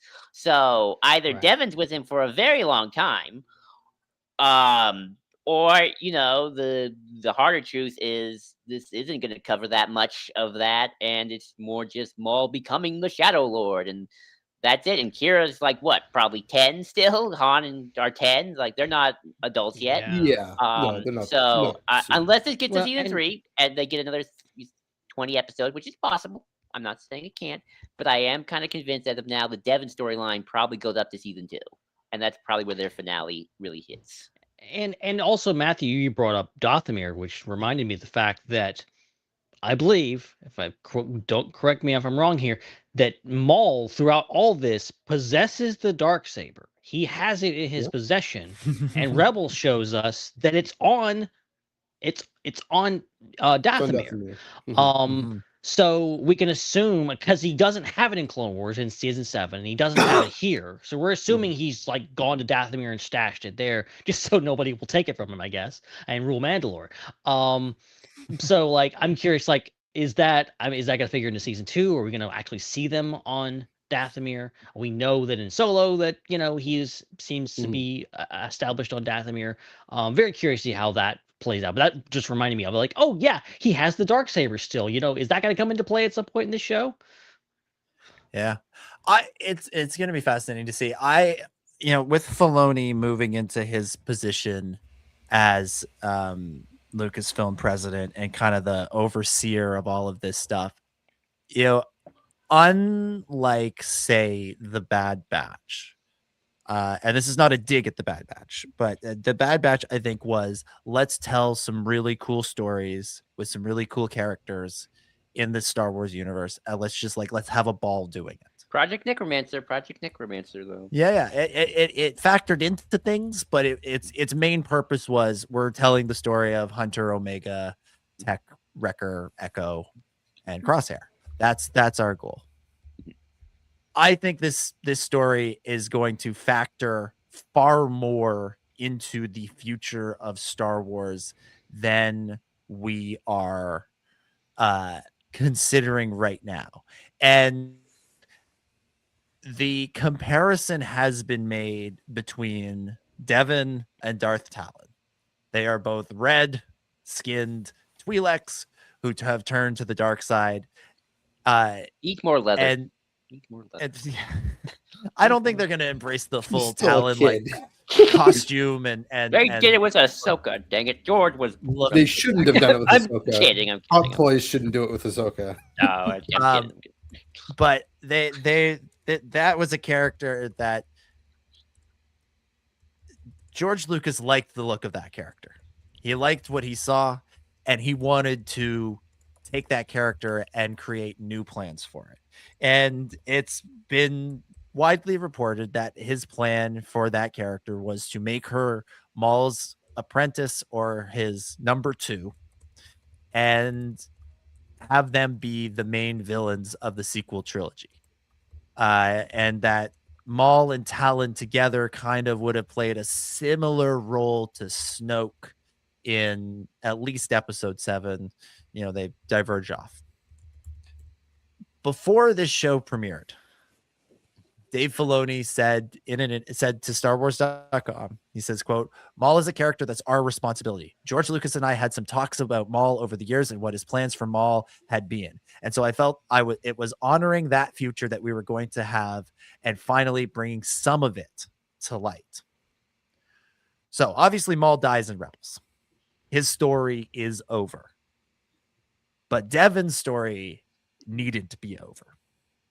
And someone who was there in the early days of writing episode 7 and would have been in the room with Michael Arndt and Kathleen Kennedy as they took what George had come up with and began evolving it into what eventually became The Force Awakens, before J.J. Abrams was even on board, was Simon Kinberg. Simon Kinberg is now writing a trilogy of Star Wars movies that is set in the future. It is presumably, I think, episodes 10, 11, and 12. And I think Filoni and Kinberg, who have history working together from Rebels, are taking some of George's ideas that didn't make the cut for the sequel trilogy because that's not the story that JJ wanted to tell at that time. And they are going to evolve them into 10, 11, 12, Simon Kinberg's movie. And it would not surprise me if Darth Talon is one of those ideas. And it would not surprise me if this show is being used as a vehicle to set up the backstory for that. Now, we went through all sorts of theories and machinations and putting together the red string, trying to figure out how Rebels was going to connect to the sequel trilogy. Ezra was going to be Snoke. There was all sorts of, desperate attempts to tie it all together. And that was never going to happen because the people making Rebels and the people making the movies, two different groups with two different goals, telling two different stories. Those days are done. Dave Filoni is overseeing this. Dave Filoni is overseeing Simon Kinberg's trilogy. And Dave Filoni loves to take characters that began in Star Wars animation and put them in the spotlight in live action. We've seen it with Bo-Katan. We've seen it with Ahsoka. We've seen it with Sabine. We've seen it with Hera. We've seen it with Zeb, Chopper, all of the Rebels crew. I mean, the joke has been made many, many times that Ahsoka season 1 and Ahsoka in general is basically just live action Rebels continued. So with all that being said, I do think that I think it's very, very possible, likely even, that this character, this story is being used to lay the groundwork for important things to come in the future of Star Wars. How old is Devin B then? If Rey is like in her 30s at this point, wouldn't Devin be like 100? You know what? You know what? It doesn't freaking matter how old she is if she uses the world between worlds to go into the future. No time travel in Star Wars. Just saying. No. No, I got a better idea. Try again. She freezes Just herself. Good old fashioned. Joel, may I quote one of your favorite characters and say, "The dark side of the Force is a pathway to many abilities some would consider to be unnatural." Hey, you're right. I mean, look, Dominic, I hope this is true because I've been thinking for a while. Dave set up the Mandoverse in Rebels. Whether or not he thought he was going to go live action, I don't know how long he knew, but he knew when he had Thrawn go space whale away that I'm going to bring this guy back for a later date. He didn't kill Thrawn. He knew he had like an idea. Whether or not it was Ahsoka, who knows? But he had an idea. So I am kind of curious with this show, and honestly with Ahsoka too, the live action show in the Mandoverse. Where is Dave setting his seeds now for the next era? Where are those plot lines coming? And how is he gonna both get Devin out of the picture, so obviously the rest of the original trilogy can kind of go on a pace, but also start to kind of bring those things back in, and now kind of like, okay, now there's this other thing going on after Rise of Skywalker, and there's a bigger story, and I hope that's true, and I also hope that Ahsoka kind of ties in with Maul, because Dathomir, we're gonna have a big battle on Dathomir next couple months. We already have Mark, who is in Ahsoka. He's just Dathomir Force magic. Here, there may be something involving him on Dathomir in the show. Devin isn't human. She's Twi'lek. Do we know? We don't know how Twi'lek's age. That's also true. You know what we know? All we know is we saw Hera. Bib Fortuna is 400 years old. Oh, is he? He could be. I'm just making that up. I'm just making that up. But, that's D-level canon. Seriously, we don't know. D for Dom, right? Seriously, we don't know how old Twi'leks go, and weird force sensitive or force dark magic, dark arts also, cloning. They could go a variety of routes with this. Like that could be, it could be Devin as a much older Twi'lek Sith, as opposed to like a younger person. Could work. They've been out of it for a while, or it could be, who knows, Devin's offspring, at some point. That could figure into it. Who knows? Well, or Devin, like I'm talking about Devin being like the villain of a future trilogy. The way Star Wars typically works is you have an older villain and a younger villain, right? Like you have the older. It's like the same. We have the same thing on the hero side. You have the older hero and the younger hero. Talon in early drafts of episode 7, and I think in George's plan was meant to recruit the Jedi killer, which is Kylo Ren's character, Right. which became Kylo Ren's character. So I think a version of that in episode 10 or whatever the heck they wind up calling it, where, you know, Rey has an apprentice or there's some other kid out there who's struggling with the dark side, and Talon seduces them, and then that begins the story in the future. I keep saying Talon, Devon, you know, use them interchangeably. Same thing. They might not call her Anakin Dark Vader. Talon. Yeah. So there you go. But that's my theory. I think there is I think just the history and the fact that it's Kinberg that they brought back makes me think that there might be something to this more than I ever thought back in the day. You know, I was very much against the idea that, you know, when people would populate the idea of Ezra being Snoke, I'm just like, that's not the way this crew operates. But this current administration, every indication we've seen from them is that they're perfectly happy to go, hell yeah. We want to have Jason. We're gonna have Jason Solo Jason Syndulla be first show up in the Rebels epilogue, and now he's like walking around a recurring character in Ahsoka. You know, that's true. I mean, the one real world question is how much, you know, the Filoni regime, if we can call it that, is able to make that kind of culture change at Lucasfilm. If there is, and Disney, they've already been doing it though. They've already been doing it. Like Ahsoka. But, I mean, for a film trilogy, like, you know, it is like a call. I get your point. It's just, there is a culture change that would. The Mandalorian and Grogu stars Jeremy Allen White as Rada Stinky the freaking Hut. I think though. Okay. I mean, you know, I think the difference is it wasn't that the film, it's just that Filoni was never involved with the movies until just recently. Yeah. You know, and then you have he was more involved with the streaming side of things since it started, and now he elevated. And I think unlike the 7, 8, 9, where they kind of had just so disconnected from everything outside of, like, you know, Colin using Mortis, and I would call it Mortis in name only. Alphabetical order. Yeah. You know, Kinberg is connected with Filoni. Filoni's probably going to be way more of a creative producer type than Kathleen Kennedy, who rightfully, I think, was hands off and wanted to, you know, let the creators do what they please, as she should. You know, creativity should thrive. Filoni, I think, is a little more like George. Not that he micromanages the same way, but I think he's going to be a little bit more plan out the spine of whatever is 10, 11, 12, and like, hey, let's pull in from these various things. Yeah, and you know, the other thing is, like, to establish, you know, this could be establishing the character, it can be setting up the backstory. You know, they will still, and this is, I think, to your point, Matthew, like, they still will need to do a lot of work within 10, 11, 12, and 10 in particular, to establish who this Darth Talon character is, so that the audience who is just sitting down for it understands it. And it's not like, well, you have to go back and watch 4 seasons of Maul Shadow Lord. No, you got to be able to understand right away. As soon as this character walks in and does their thing in one scene, you need to understand what they represent and who they are. And then when you're done watching Star Wars Episode 10, The Ancient Fear, you come back and Great.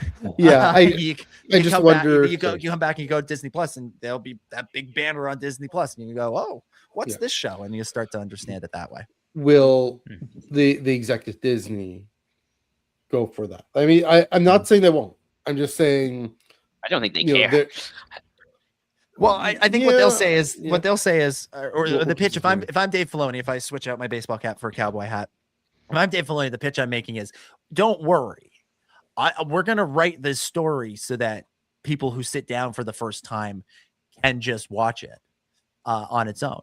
But hey, wouldn't it be a fun way to drive some more subscribers, some more renewals to Disney Plus, to say, like that character, you think that Darth Talon character is pretty cool. You want to know her backstory? Well, 4 seasons of this show already exist. So go renew your Disney Plus, buy your Disney Plus, whatever. If I'm Dave Filoni making the pitch to Josh tomorrow, that's the pitch I'm making is don't worry. Like, I'm not going to say, I'm not going to make this movie inaccessible to people who don't know who this character is, but I am going to,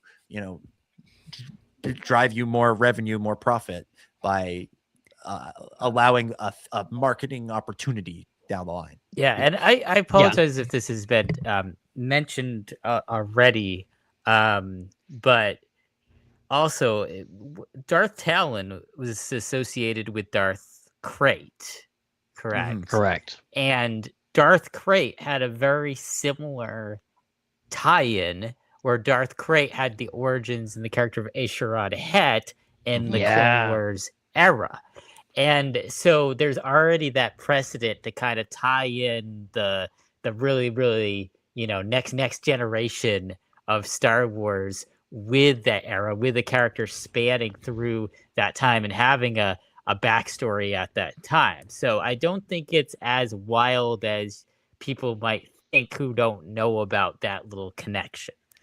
So what you're saying is Devin's got to get captured by the Yuzong Vong, get tortured by them for a couple centuries, meet a bird person, and then she got to form the One Sith on Korriban, and the good guy empire is got to take over the good guy empire. And then... Again, Joel. That sounds interesting. I would watch that. I read a book about that or a comic about that. Skywalker's common people, played by Ryan Gosling. There you go.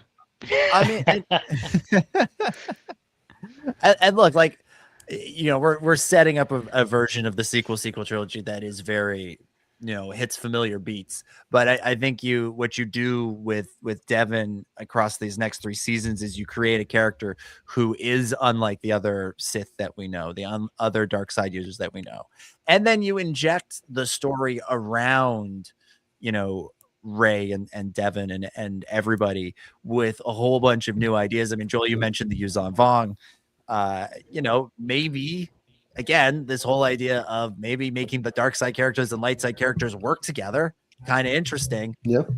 What if there is that external threat that makes them think? Again, it's very Game of Thrones with like the White Walkers and making, Jon Snow and Cersei work together and all stuff. Like there is like an element of that to it, but like, you can do something really interesting there. Have we had, just a question, have we had a female, I'm recommending a female dark side villain? Asajj Ventress. Well, but like as the main villain. As the main villain, no. Yeah. So Shin Hati is the closest. Yeah, I mean, Shin Hati. Or she's not the master. She's the apprentice. Right. Yeah. And I mean, does that make a difference? Traya comes close. But like in canon, like TV or movie level, no. Yeah, no. But then there's doing something different, like something. Yeah, that's what I mean. Is up a little bit. We're getting into the. Do I want to get into the weeds of essentialism versus different, whatever? But is that kind of different in terms of making like you're saying, and like I think like both prequel and sequel trilogies like toyed with that idea. Like I think as we were talking about, there was a version of the story that could have had Kylo Ren serving Darth Talon. There was also like Ventress was originally pitched as a Dooku stand-in, as a episode 2 dark side villain. Mm-hmm. There was also in the Duel of the Fates later drafts that Solani Ren person. I don't know if I made it up in my head that she was a Twi'lek, but I just remember like having in my head that there was like this eviler Knight of Ren character who was a Force sensitive to kind of make Kylo look better by contrast, just so they can get him redeemed. And then when JJ came, it's like, I'll just bring back Palpatine instead of having to go through the rigmarole. JJ always reverted back to we need either Palpatine or a Palpatine stand-in with Snoke. So I think I have like an artist opinion and an engineer opinion on this. They're two different things. Let's hear it. As an artist, I think anyone making a Star Wars show or movie should definitely be free to come up with their own characters. Yes.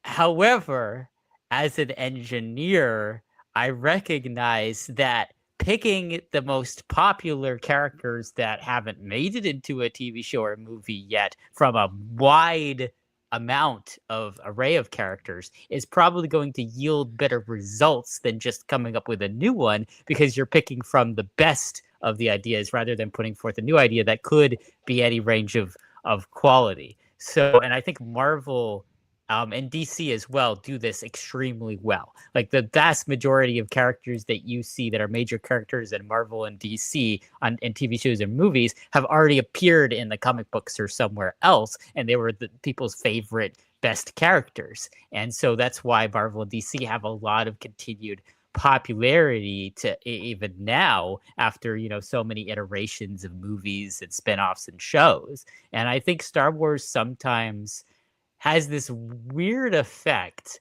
of wanting to cameo your top basket of characters from previous TV and film, want to bring in a bunch of new characters that are almost like similar archetypes of characters that we've gotten before, with references sometimes literally in the lines that they say or the places they are to previous things. But the one thing that I don't think Star Wars actually has done enough of is just mind the expanded universe and even the current material of books and comics and video games for stuff. There's so many great characters. Because and no one cares about the planets, expanded universe. I'm sorry. Like, the books and comics are not but popular. no one cares about the Marvel comic books either. And yet, no, they were it's bigger than Marvel comics. Marvel comics have always been much more popular than the expanded universe. But when they have, exactly, it's been successful, at least creatively. Yeah. Like there's three sort of main examples, really, one and two kind of side ones, but Thrawn, Cobb Vanth, Black Chrysanthemum are kind of the three that jump to my mind. Yeah. Chrysanthemum, well, it was a little iffy. Cobb Vanth, solid character. A lot of that, credit goes to Timothy Oliphant for coming in and doing his thing. And then Thrawn was very, very good on Rebels. It was good in season 1 of Ahsoka, and they are betting big time on him being a success in Ahsoka 2 and either the Filoni movie, or if they decide not to do it as a movie, as a limited series, that is the climactic event for this era. They have bet big time on this character, which again suggests that this is something that this current regime at Lucasfilm is interested in at least trying. I don't think the previous one, again, if we go into the Abrams and Ryan and Gareth and Ron Howard, like they didn't seem all that interested in it. They might do it like here and there, but you're right, Chris, they would go for the archetype, have Snoke and then for Palpatine.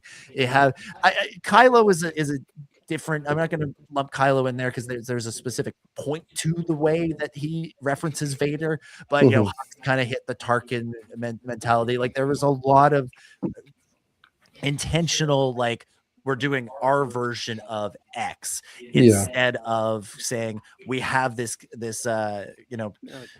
high level prospect in the minor leagues playing in AAA. Let's call him up and put him in. That they first round draft choice.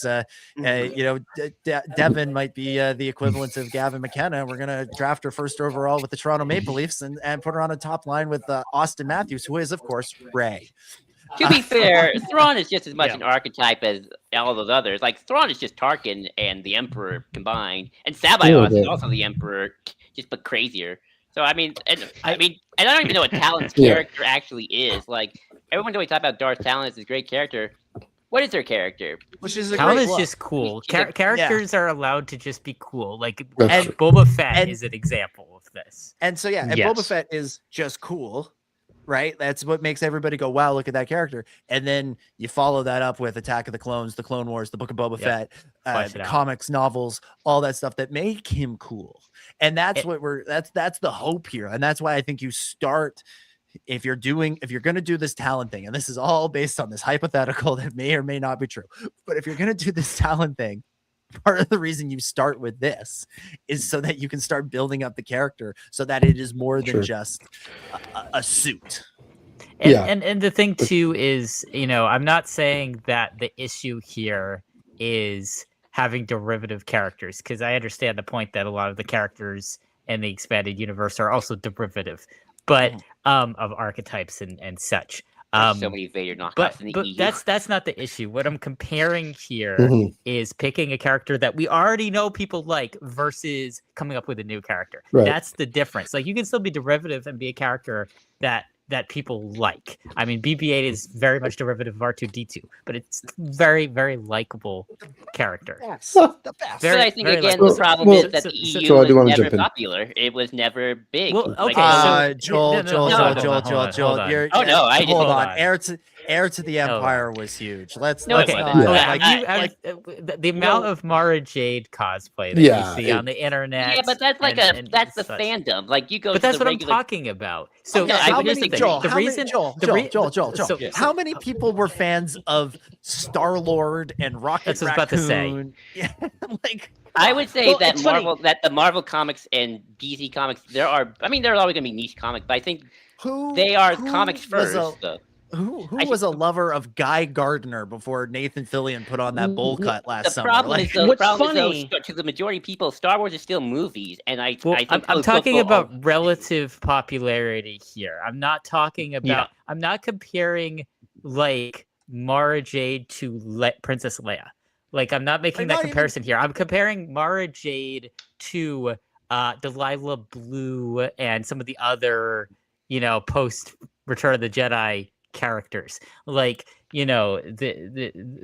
basically we know that they're the standouts of their class is what I'm saying. So I'm not saying like, it's going to be popular because people already like the character. I'm saying as in like you go into the movie, you've already read the comic book or the book, and you're like, oh, I'm so excited that we're gonna see Darth Talon because I read the Legacy comics. That's not what I'm talking about. I'm talking about the fact that the people that have read the Legacy comics, she's one of the standout characters and most memorable characters from the Legacy comics, partially because comics are a visual medium and she's visually cool looking and the artistry is amazing.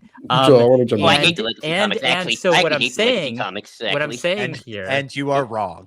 and Oh, what I'm no. saying, what I'm saying here is that so when you reach the new audience that is broader than the audience of the Legacy comics, you already have a very strong signal that when Talon gets on screen, people are going to gravitate towards her in a disproportionate way to they would towards a new character who's untested, because you know that she already worked in a different medium that has a lot of crossover similarities, like the visual aspect. So I'm not saying, again, I'm not saying that you're going into a movie and you're going to like it because you already like that character. I'm saying there's a group of people that already think that character is an astounding character, from outstanding character from a specific field and medium, and as a result of that, it's more likely that when you put that character in a new, broader audience, it's more likely that character is going to be more well received than just a random new character.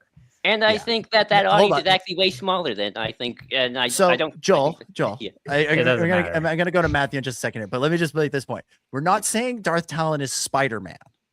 We're not saying Darth Talon is Batman. Thrawn is not Batman. We're not talking about the marquee characters here. Those will always be Luke, Han, Leia, Anakin, Obi-Wan, Padme, Rey, etc. Like we're not talking about that. We're talking about like the second tier, the third tier, the characters that, the general audience doesn't know. You're not selling tickets based on Thrawn or Darth Talon. But there is a segment of the audience that goes, that's pretty cool. That's pretty interesting.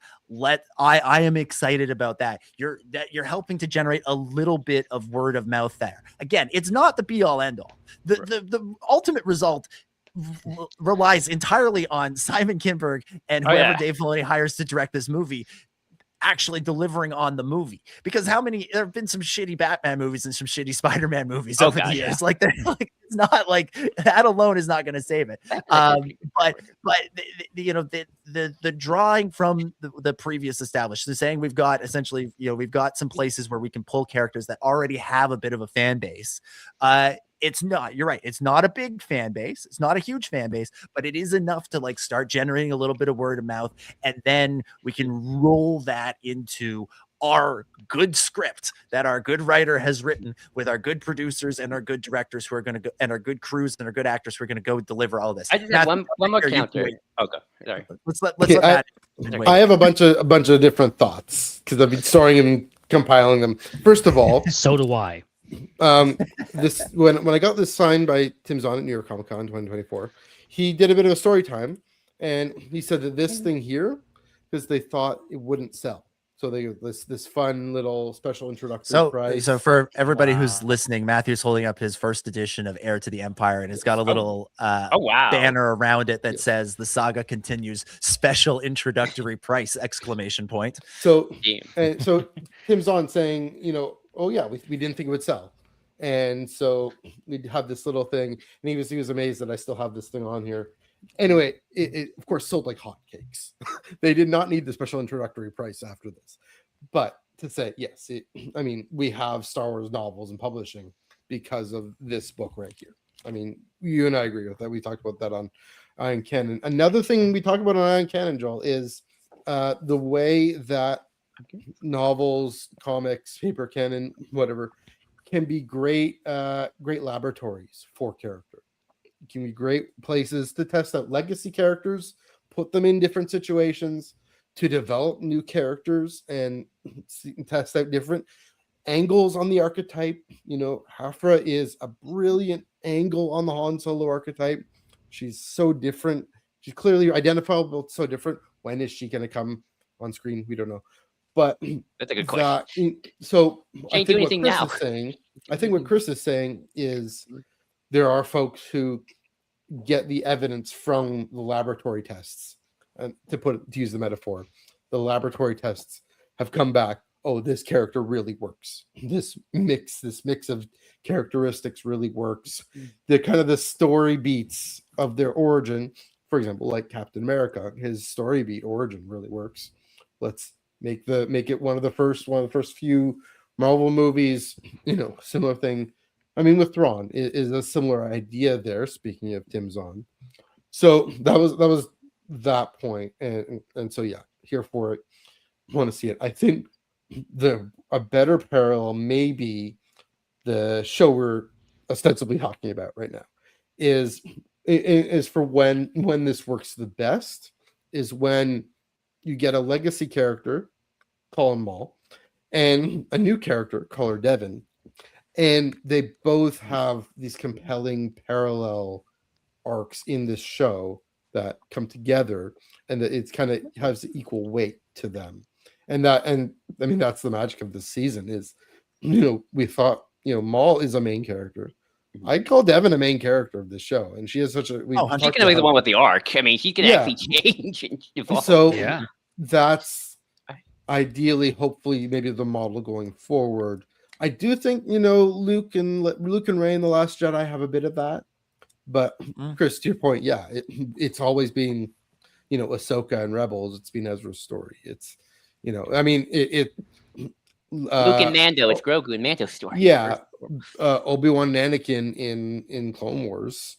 That was another maybe good example of it being kind of mixed, right? We got a lot of time to get a lot of great character moments for Anakin, Obi-Wan, and for Ahsoka and Rex.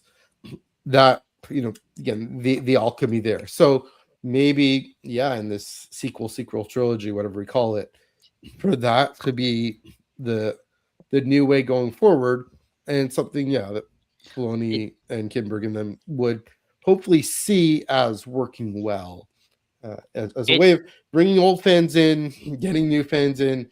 I mean, at the end of the day, I'm talking about the laboratory results, right? At the end of the day, yes, a popular character is gonna drag in eyeballs and box office. The word Star Wars on the cover is gonna drag in box office. The fact that it's a saga story. At the end of the day, quality of a story, quality of a film, maybe not the first weekend, but the staying power of something. Oh, absolutely. There's got to be something to good storytelling in the economics of Disney. I mean, come on. There's got to be kind of something. Funny we had this whole argument, and it's sort of like, is Devin even a Darth Talon adaptation? Like, they might not even call her Talon. Like, outside of red, pinkish Twi'lek who signs up with Maul, how much of that is? I mean, I guess it's the equivalent of you're adapting Civil War, the movie, versus the comic, and the movie is so different from the comic. So I guess in some ways there's that. Compared to someone like Thrawn, who's a lot more of a direct adaptation in terms of characterization. and maybe one day Mara Jade, who's like, you don't have to have her marry Luke, but as long as she's an angry redhead, close enough. And the Imperial. There's in the Legacy of Vader comic, there's a dark side redhead that looks like Marge. She's not Marge. Ends up kissing Kylo Skywalker's Ren. and their redheads, am I right? Mara Jade is clearly canon because according to West End Games, Mara Jade was in Jabba's palace. So True. There we go. Look, I'm keeping an eye on the time here, as well as my eye on canon. So let's quickly hit a couple of other things from the episode, and then we'll start to wind down. Ben, you mentioned this earlier. I think it was like 7 hours ago. The presumed death of Brander Lawson.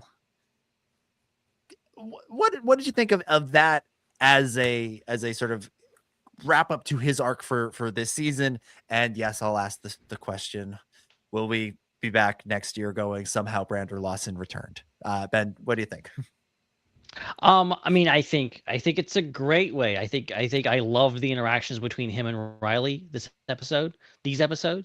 And their kind of reconciliation, being that there's been a theme that Brander was kind of a absentee father for a while, and there was a lot going on there, and things, but you got the feeling that he was trying to do the best he could. Despite his actions, sometimes he was just like juggling a lot of stuff, trying to do things, and I think like that is personified in his last moments. Presumably, it's just like the guy just doing the best he can, and he's like, yeah, okay. He doesn't get emotional about it. He's just like, yeah, I'm gonna do this thing. I'm gonna protect my kid. Very, very emotional. Very, very tugs the heartstrings. Like really good emotional stuff that I think was great. Yes, obviously he could come back, could be interesting. Also, could be really interesting just to leave it here. And it's actually really good and really satisfying when characters go out in a manner that it is, as Luke does, peace and purpose of just like doing a thing and saving the people that they love. It's kind of perfect. Yeah. I hope this is it for him. Like I hope we don't do the I hope it isn't a fake out. I understand how it could be. I hope it isn't. I think this was a tragic sort of end, and tragic both in just tragic when somebody dies, tragic that he didn't get to properly reconcile with his son. We got a little bit of it, but not fully. Tragic because it spells out that Riley's future is now somewhat in question. He's now with Crimson Dawn. He's with Maul. There's a question of where he fits in there. His other surviving parent is an Imperial. So what does that mean? Especially considering his father was just killed by the Empire. And also, Brander is somebody who could have been a great rebel leader. He could have been a great agent for the Rebel Alliance, but not everybody who is a great option for the rebellion gets to be, because the Empire is evil and the Empire is killing these people, and the success of the rebellion has to come at a cost, and the cost is these people who we would have liked to have seen more of, who could have been more and should have been more in a sense.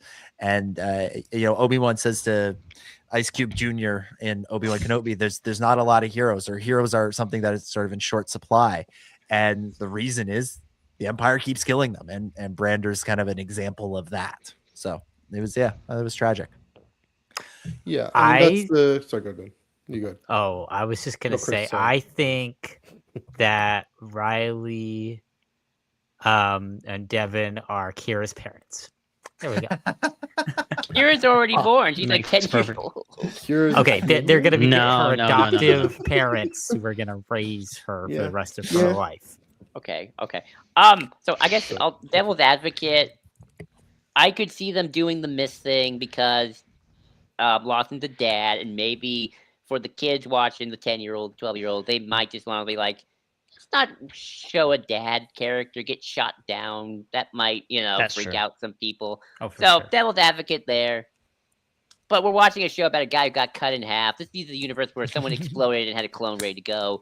He got shot in the shoulder. It was right here. That's not a wound. That's not the heart. That's not the lung. And he goes into the mist.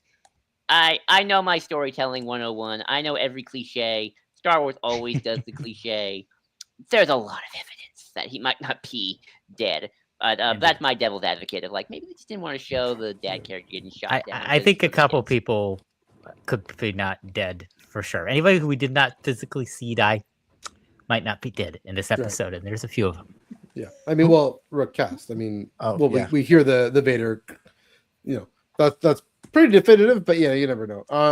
I will say what I'm most interested here. Dom, you touched on what the impact on Riley. I mean, yeah, what he does and where he goes, and that's an interesting question.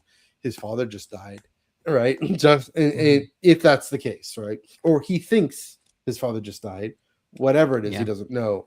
There's going to be, I mean, almost trauma bonding with Devin, or at the very least, there's this common grief and possibly common rage and anger about that is going to, who knows where it's going to drive him as a character. So there's that.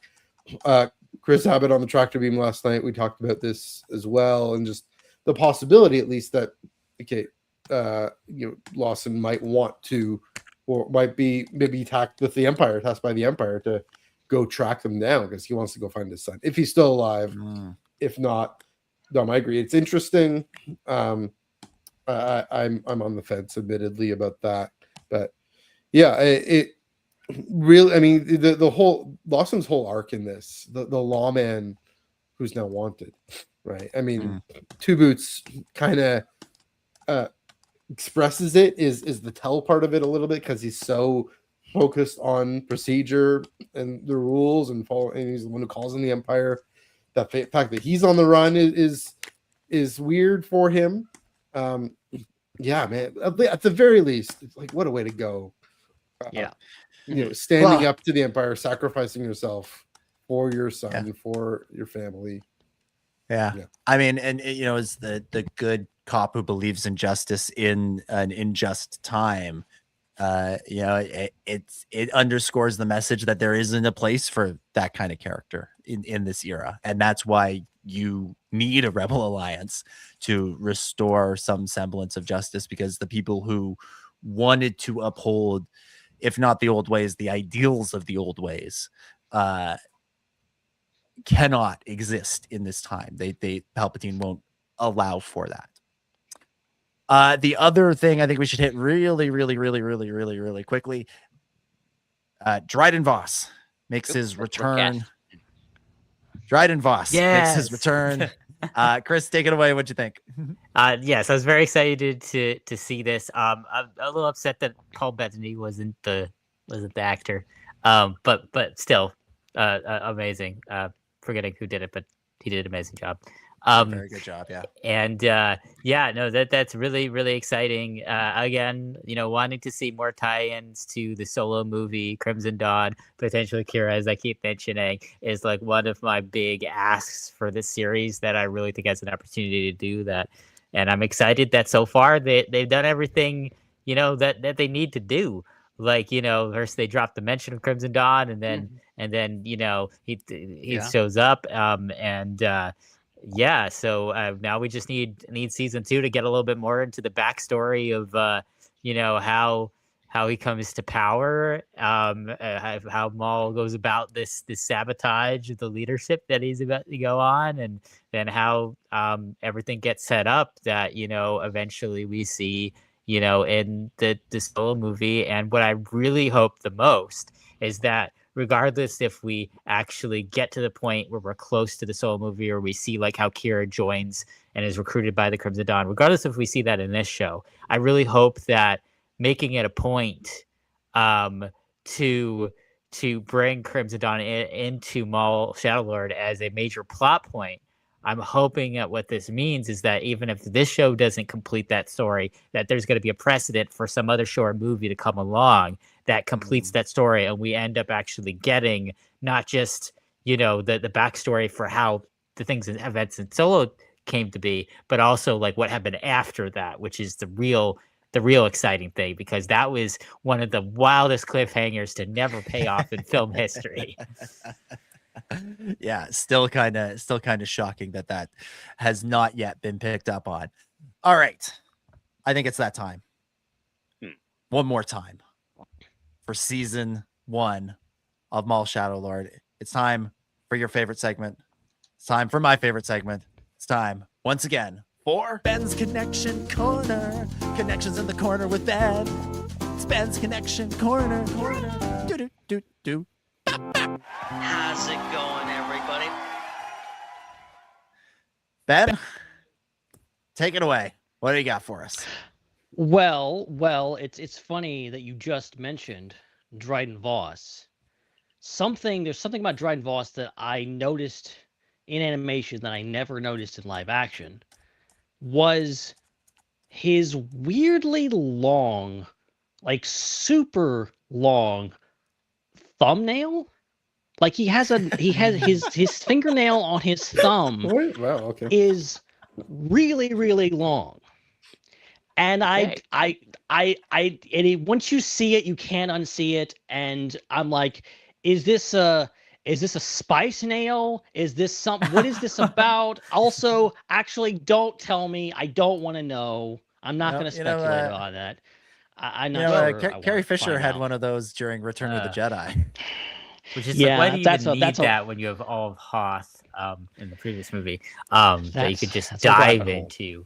But like, okay, I did notice this in the movie, and my assumption was that Dryden Voss is not human, and this is actually like a claw, like an alien, like talon. That's a good theory. I like that. Also, he probably does drugs too. So originally the character was like this lion-like character in the Lego Movie Dudes version of it, and then the look of the character changed a lot, and I think the actor might have changed it. All these changes happened. It was supposed to be Michael K. Williams from The Wire. Was going to play. So I'm wondering if this is just a vestige of the lion claws. As a nod to the previous iteration of the character. Genuinely didn't even think about that. I like that idea. Or he is getting on his own supply. Or both. They also could be all of the above.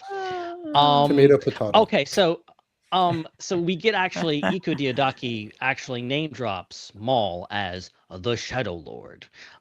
Which is pretty cool. It's cool when they say the title of the thing in the thing. But it couldn't help me to remember that that actually the Inquisitors in Rebels call Maul the Shadow when he shows up. So it's kind of a little bit of a stinger there, a little bit of a connection there, if you will. Thought that was interesting. Maybe left over from Maul Shadow Lords. So when Maul is attacking what's that? Go ahead. Well, I was say in Legacy Vader, the Knights of Ren call the dark side the Shadow. Oh, okay, all right. That's interesting. Didn't know that. The moment where Maul is going up to attack the ATDP or whatever it is, the Imperial Walker, and he drags his lightsaber on the ground, is pretty cool. And also, I'm assuming, is yet another reference to the classic Star Wars fan film Brian versus Dorkman 2, where the exact same thing happens. And it's actually it's a very impressive effect if you go back and watch that film. It's a very impressive effect. It like drags a lightsaber through water on the floor, and it's surprisingly like well done, and it's really cool. They should do that more in Star Wars, for the record. Speaking of lightsabers, Maul wields his lightsabers not only in reverse grip, but also dual wields in this. And there's one pose right after he jumps the lake and lands that he's got the lightsabers basically in the same exact pose that Starkiller has in The Force Unleashed 2, and all of the promotion. I'm like, okay, guys, I know there's a lot of parallels between these two characters, but like that seems very on the nose. It seems very much a Starkiller pose. I friggin' loved that. I caught it as soon as it happened. And if you check my review on Hoth Off the Press on my Substack, you'll notice that it is titled "The Force Unleashed," because there you go. For that very reason, and also just Maul versus Vader is very much a Force Unleashed kind of concept. Yeah, no, I think they know what they're doing. They know what they're doing. Come on. So this is actually kind of obscure. There's a character that shows up in the show in these final 2 episodes that some of you may not know, some of you may not have heard of. He's the guy with the black mask. He's got a big helmet, cape, very tall. His name is Darth Vader. For those who never heard of him. What? Never heard of him. And a lot of people may not be familiar. He's kind of a glup shitto. But yeah. He's showed up in a surprising amount of Star Wars stories previously. You may have seen him in Star Wars Episode 4, A New Hope, Star Wars Episode 5, The Empire Strikes Back, Star Wars Episode 6, Return of the Jedi, Star Wars Episode 3, Revenge of the Sith, Rogue One, A Star Wars Story, Obi-Wan Kenobi, Ahsoka, Star Wars Jedi Fallen Order, Star Wars Jedi Survivor, Star Wars Battlefront, Star Wars Battlefront 2, Star Wars Battlefront, Star Wars Battlefront 2, Star Wars Tales of the Empire, Star Wars Darth Vader issues 1 through 17, Star Wars Darth Vader 2015 issues 1 through 25, Star Wars Lords of the Sith, Star Wars Thrawn's Alliances, Star Wars The Force Unleashed, Star Wars The Force Unleashed 2, Star Wars Secrets of the Empire, Battlefront, Twilight Company, Star Wars Galaxy of Heroes, and we don't have all Star day. Wars 2, The Sims 4, Soul Calibur 4, Lego Star Wars, Lego Star Wars 2, the original trilogy, Lego Star Wars 3, the complete saga, Lego Star Wars, the Skywalker saga, and Star Wars the Holiday Special. Wait a minute, you left out the glove of Darth Vader. How dare you? What about everybody's favorite Star Wars video game of all time, Kinect Star Wars? Where was the Kinect Star Wars mentioned in this? That's it. Yeah. I missed a few comics, Ben. I didn't say it was a comprehensive list. I said it was just a taste. It was just a few. A sampling, a flight of Darth Vader stories. I got like Ben, I actually have a theory about that character that not many people know about. This character, have you ever noticed, Ben, how you never see him and Anakin Skywalker in the same place at the same time? Yes, you do. You know what? That's interesting. Yes, you do, Dom. I'm wondering if you took the mask off Darth Vader, if like Hayden Christensen is under there. Like, no. I that. heard a theory that Vader is a clone of way. Anakin. It's a clone. Duh. Sebastian Shaw. Kenobi. You're crazy. Joel's on the money. So in Twilight of the Different Apprentice, Ahsoka cracks Vader's mask, and you hear about Lantern. So I don't know. That's weird. There's a lot of characters. I don't know anything about that. Yeah. It could actually, maybe it's not Anakin. Maybe it's that random New Republic officer in The Mandalorian season 1, episode 6. Yes, who happens to be played by Sebastian Shaw in the original trilogy. Yes. So I bet I hate to take your thunder, but I actually have 2 connections for the audience out there. What? That wasn't enough for you? No, it wasn't. You failed. One, when Maul goes over the sludge, I swear to gosh, he is doing the Naruto run. He's doing the the Naruto hands like this pose. What's this? He's ready to run into Area 51. Naruto. It's an anime in Japan. Okay. One of the most popular shows in Japan and anime.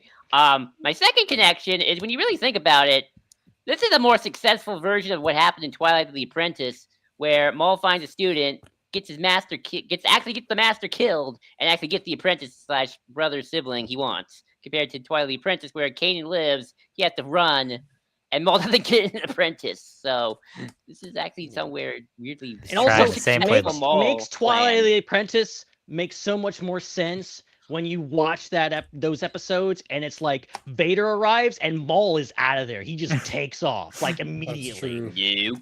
That's true. Yeah. It's also just better than Twilight of the Apprentice. Only because this episode's really stinking good, Dom. No, It's better because Twilight of the Apprentice is not good, but that's a conversation we'll have another day. And we've had No, it's a conversation we've before. had like 20 times by this point. Yeah, it's this episode is. I'm not going to get into it because we don't. I literally are running out of time, so I won't get into it other than to say this episode is very, very good. Twilight of the Apprentice, I don't care for, but that's a me thing. Much of it. That's a me thing. Most people like it. And most people are wrong. That's just how they are. No. Let's. I think Ben, do you have anything else, or should we wrap? Should we close the book? I think I'm officially out of breath. So yeah, please close it up. All right, let's close the book for Maul Shadow Lord Season 1 on Ben's Connection Corner. Connections in the corner with Ben. It's Ben's Connection Corner. Do. How's it going, everybody? The real hardcore SWU fans will realize that I used an old cut of Ben's Connection Corner for this episode. There's a few details missing from that. Yeah, that was weirded me out. The real hardcores will notice that. All right, let's go around the table one last time, give final thoughts and scores out of 10 for this episode. And Ben, you to get no breaks, no rest. Start us off. Final thoughts, score out of 10 for chapters 9 and 10. So I really like this episode a lot. And I really like these episodes a lot. And I think this is some of the best we've ever gotten. I think this is the best ever, some of the best Star Wars to ever Star Wars. And pretty darn good and sets the bar standard. Like seriously, I'm not sure. I know they will, but I'm not sure how they will top this because these episodes were a brilliant way to end the season. And I think also sets up a lot of interesting things. I think they're left the door open for Vader to be a more commanding presence in this show going forward. I'm very curious to see how they work that out. I think just Devin, that character, all-timer, like I instantly iconic character that I think is going to be one for the ages. All right. What was your score? You know what? 9.9 out of 10. Wow. Very, very, very specific. I like it. Matthew, final thought, score out of 10 for these two. Space Wizards, good. Animation, great. Acting, dialogue, everything. 10 out of 10. No notes. 10 out of 10, no notes. Joel, what about you? Final thought, score out of 10. 10 out of 10. Best season 1 of animation. I'm gonna rank it Maul, Bad Batch, Rebels, Resistance, and Clone Wars in terms of season 1s. Just off the top of my head, epic finale. What a show! Can't wait to see Devin's character. Curious how many seasons the show gets. Just a great time. Some great Star Wars. So hooray! Hooray! Indeed. Chris, final thoughts and score out of 10. It's wild that we're saying this in 2026, or I'm saying this in 2026 when, this animation project, first released something in 2008, which was 18 years ago, if I math correctly. Oh my gosh. But I think this show is actually this team's hitting its stride finally. I think that there were so many moments with Clone Wars and Rebels especially where we were like, they're off. They jumped the shark. This show jumped the shark. And they got back, thankfully, every time, which is great. And they ended both series in an amazing way.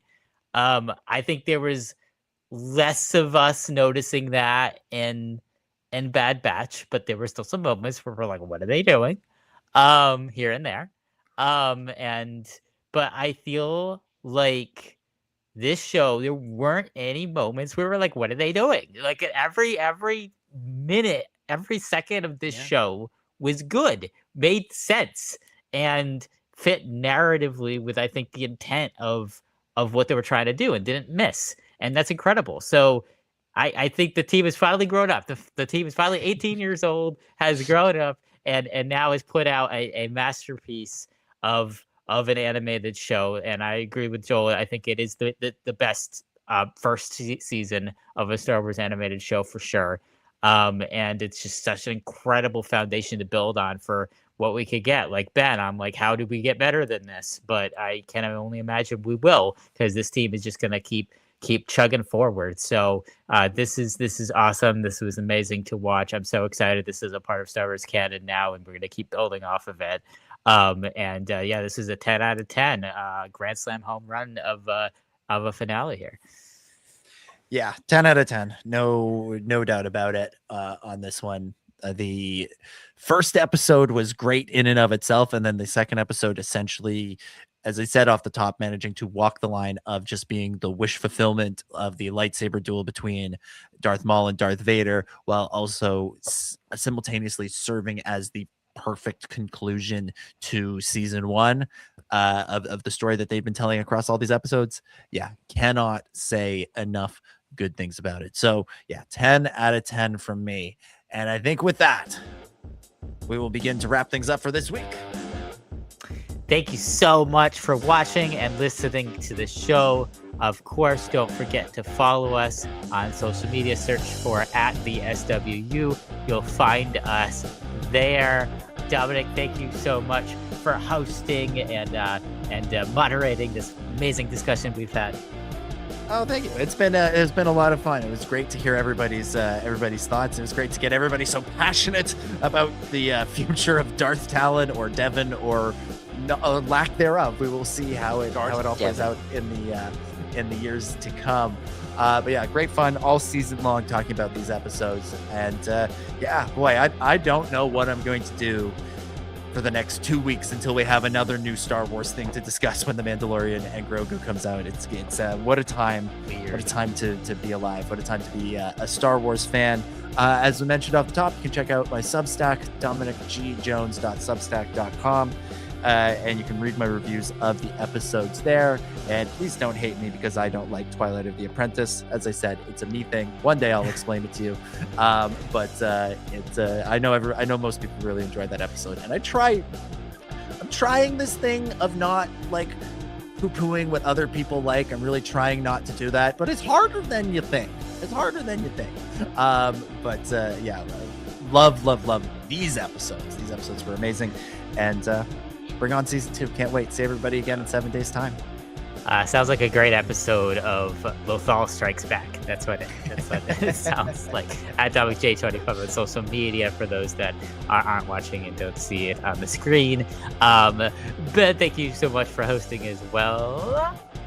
Oh, this was a pleasure. It was a pleasure to get a chance to watch and discuss this particular series. I'm gonna miss it. Truly, I'm gonna miss it. I think this was, as they say, peak. It was peak, guys. It was hella fresh and peak, and maybe whatever other things that kids say these days. I don't know. But it was a lot of fun. It was very, very, very just a joy to watch this show and to also just overthink it so much. But I think it outperformed beyond our wildest dreams, and I'm glad we have a season 2 to look forward to. And also, there's a Star Wars movie, guys. Forgot about that. So that's happening. And I should mention, I don't know when I'll be back on this podcast for a bit. I will be traveling for the next a little bit, but you'll understand why I was doing that in the coming weeks. But I should be back at least in time to discuss The Mandalorian and Grogu. So look forward to that. Heck yes. I wonder where you will be, Ben. I wonder where you will be to watch The Mandalorian and Grogu and to discuss it. I wonder where I'm really curious. You will be. If you will be anywhere. How are you going to get from the airport? No idea. Maybe you can get a preview of this at Ben Hart with no E on social media. And for those who are new, that's not me saying like type in Ben Hart without an E in Hart. You have to type out everything that I say verbatim. Ben Hart and then the word with and the word no and the word E. It started because we were saying it on the podcast, then I just accepted it, and it's a cyclical thing that has now become this ridiculous, stupid thing. My gosh. Matthew, thank you so much for making the long, arduous trek from the Eye On Canon podcast set to the Star Wars Underworld Network Annex. Well, there's someone in my seat. Like, what am I gonna do? He's even got my brilliant USS Titan A model. What's he doing? I don't know. Careful. This was a blast. I was about to make a Star Trek joke. Only I'm about to make Star Trek references.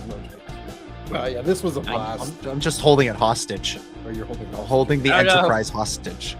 You're like I now want to do like an over/under on how many Star Trek movies and shows Dominic has seen, and I think I'm going to say it's under 4. Yeah. Probably. No. Do we count the ones that I slept through? No, you have to make it through the Wrath of entire Khan. series to count it, and you have to have been awake the whole time. Anyway, You have to know the lore like I do. anyways, guys, this was a blast. This was a lot of fun. Good, Chris, Ben, good chatting with you guys. I haven't chatted with you guys in a while, so good chatting with you and chatting about Star Wars. Lots of laughs, lots of deeper conversation as well, of course, and that's this show really brought that out. The fun and the deep character and lore conversations as well. And so, yeah, it's I agree. Perfect first season. About all 10 out of 10, no notes.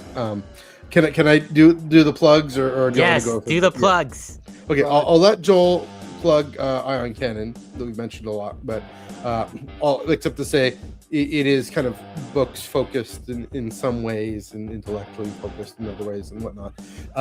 My other podcast, which is also here on the Underworld network and channel, the Tractor Beam Comics Reviews. That's every Wednesday night. Chris Abbott and I talk about the comic books that may be coming out that day. So that'll come out that day. This year is a bit of a weird year for Star Wars comics, but yeah, we do have things to say and do have things to chat about. So that's every Wednesday right here on the Underworld YouTube channel and wherever you get your podcasts at 9 p.m. Eastern, 6 p.m. Pacific. And yeah, so if you subscribe to this channel, you'll get it. You're right there. The Tractor Beam Comics Reviews, and we're also on Blue Sky at the Tractor Beam. Bisky.social. You can follow my personal Instagram is where I'm usually at on socials at MNEUG1138. That's right. That is MN. EU is an expanded universe. G is in George, 1138. Sure. That is what that means. Make sure you check that out. Thanks, Matthew. And then Joel, thank you so much for being on. We appreciate you as always. You're welcome. And honestly, I should have known we would start adapting more EU stuff because remember, Rise of Skywalker, Rey is now the canonical version of the Jedi Prince Ken from the Glove of Vader, and also the Dark Empire. Yes. What? So we have Jedi Prince Ken in canon. It's just Rey. It's just Rey. I am a firm believer in this. But no, great being here. Fun talking about the future of Darth, maybe Talon. Who knows? Could be third name. And how many seasons the show gets, how many will it go, solo connections, all that good stuff. I can't wait for season 2 and maybe season 3. I don't know. But yeah, 18 seasons. Yes, 18 seasons in a movie. Of course, you can follow us at the Eye On Canon at ioncanon.bisky.social, and of course, Star Wars Underworld Discord, where we have game nights, movie nights, and more. I don't think we're doing anything this week, Ben, but I think we're doing game nights again next week, where we'll do the Fortnite, Escape from Vader, Galactic Siege, and just some good old-fashioned, big old Grand Arena. So Battle Royale. So check us there. Subscribe, talk, all that good stuff. So, do want to jump in? So the Eye On Canon podcast, that's Mondays, 8:30 p.m. Eastern, 5:30 p.m. Pacific. We often take a more just intellectual view, talking a lot about politics, religion. We're great dinner conversation over there. And but this coming Monday, we're talking about Maul Shadow Lord, but talking about characters and themes overall, the wide angle lens. Sometimes we've talked about constitutionalism and galactic governments and history and those kind of weightier topics that are not just what kind of lightsaber style or whatever, but those are important and fun too. Not pooping on them, but wow, that's kind of really weird because I heard that there's nothing political about Star Wars at all. I know, right? It's just completely devoid of that kind of stuff. I would be very curious. Yeah. So if you want to be dispelled of that notion, Come check out the Eye On Canon podcast. Mondays right here on the Underworld YouTube channel and wherever you get your podcasts. Both Eye On Canon and Tractor Beam are on Spotify and Apple as well for Eye On Canon podcast and the Tractor Beam Star Wars comics reviews. Yes. So the great thing about having half the network on one show is half the plugs are already gone by having the actual people here to plug them, which is amazing. So we just got to remind you to subscribe on your way out if you haven't. Thank everybody who super chatted. Thank our channel members. Plug the other shows on the network, Tales from Beyond the Galaxy, and the Raeside on Hannah's channel over there. And that's it. At last, this episode has come to an end. We'll be back next week. Until then, for Dom and Ben and Matthew and Joel, my name is Chris. May the Force be with you. Kenobi. Someone had to say it. It's a wrap.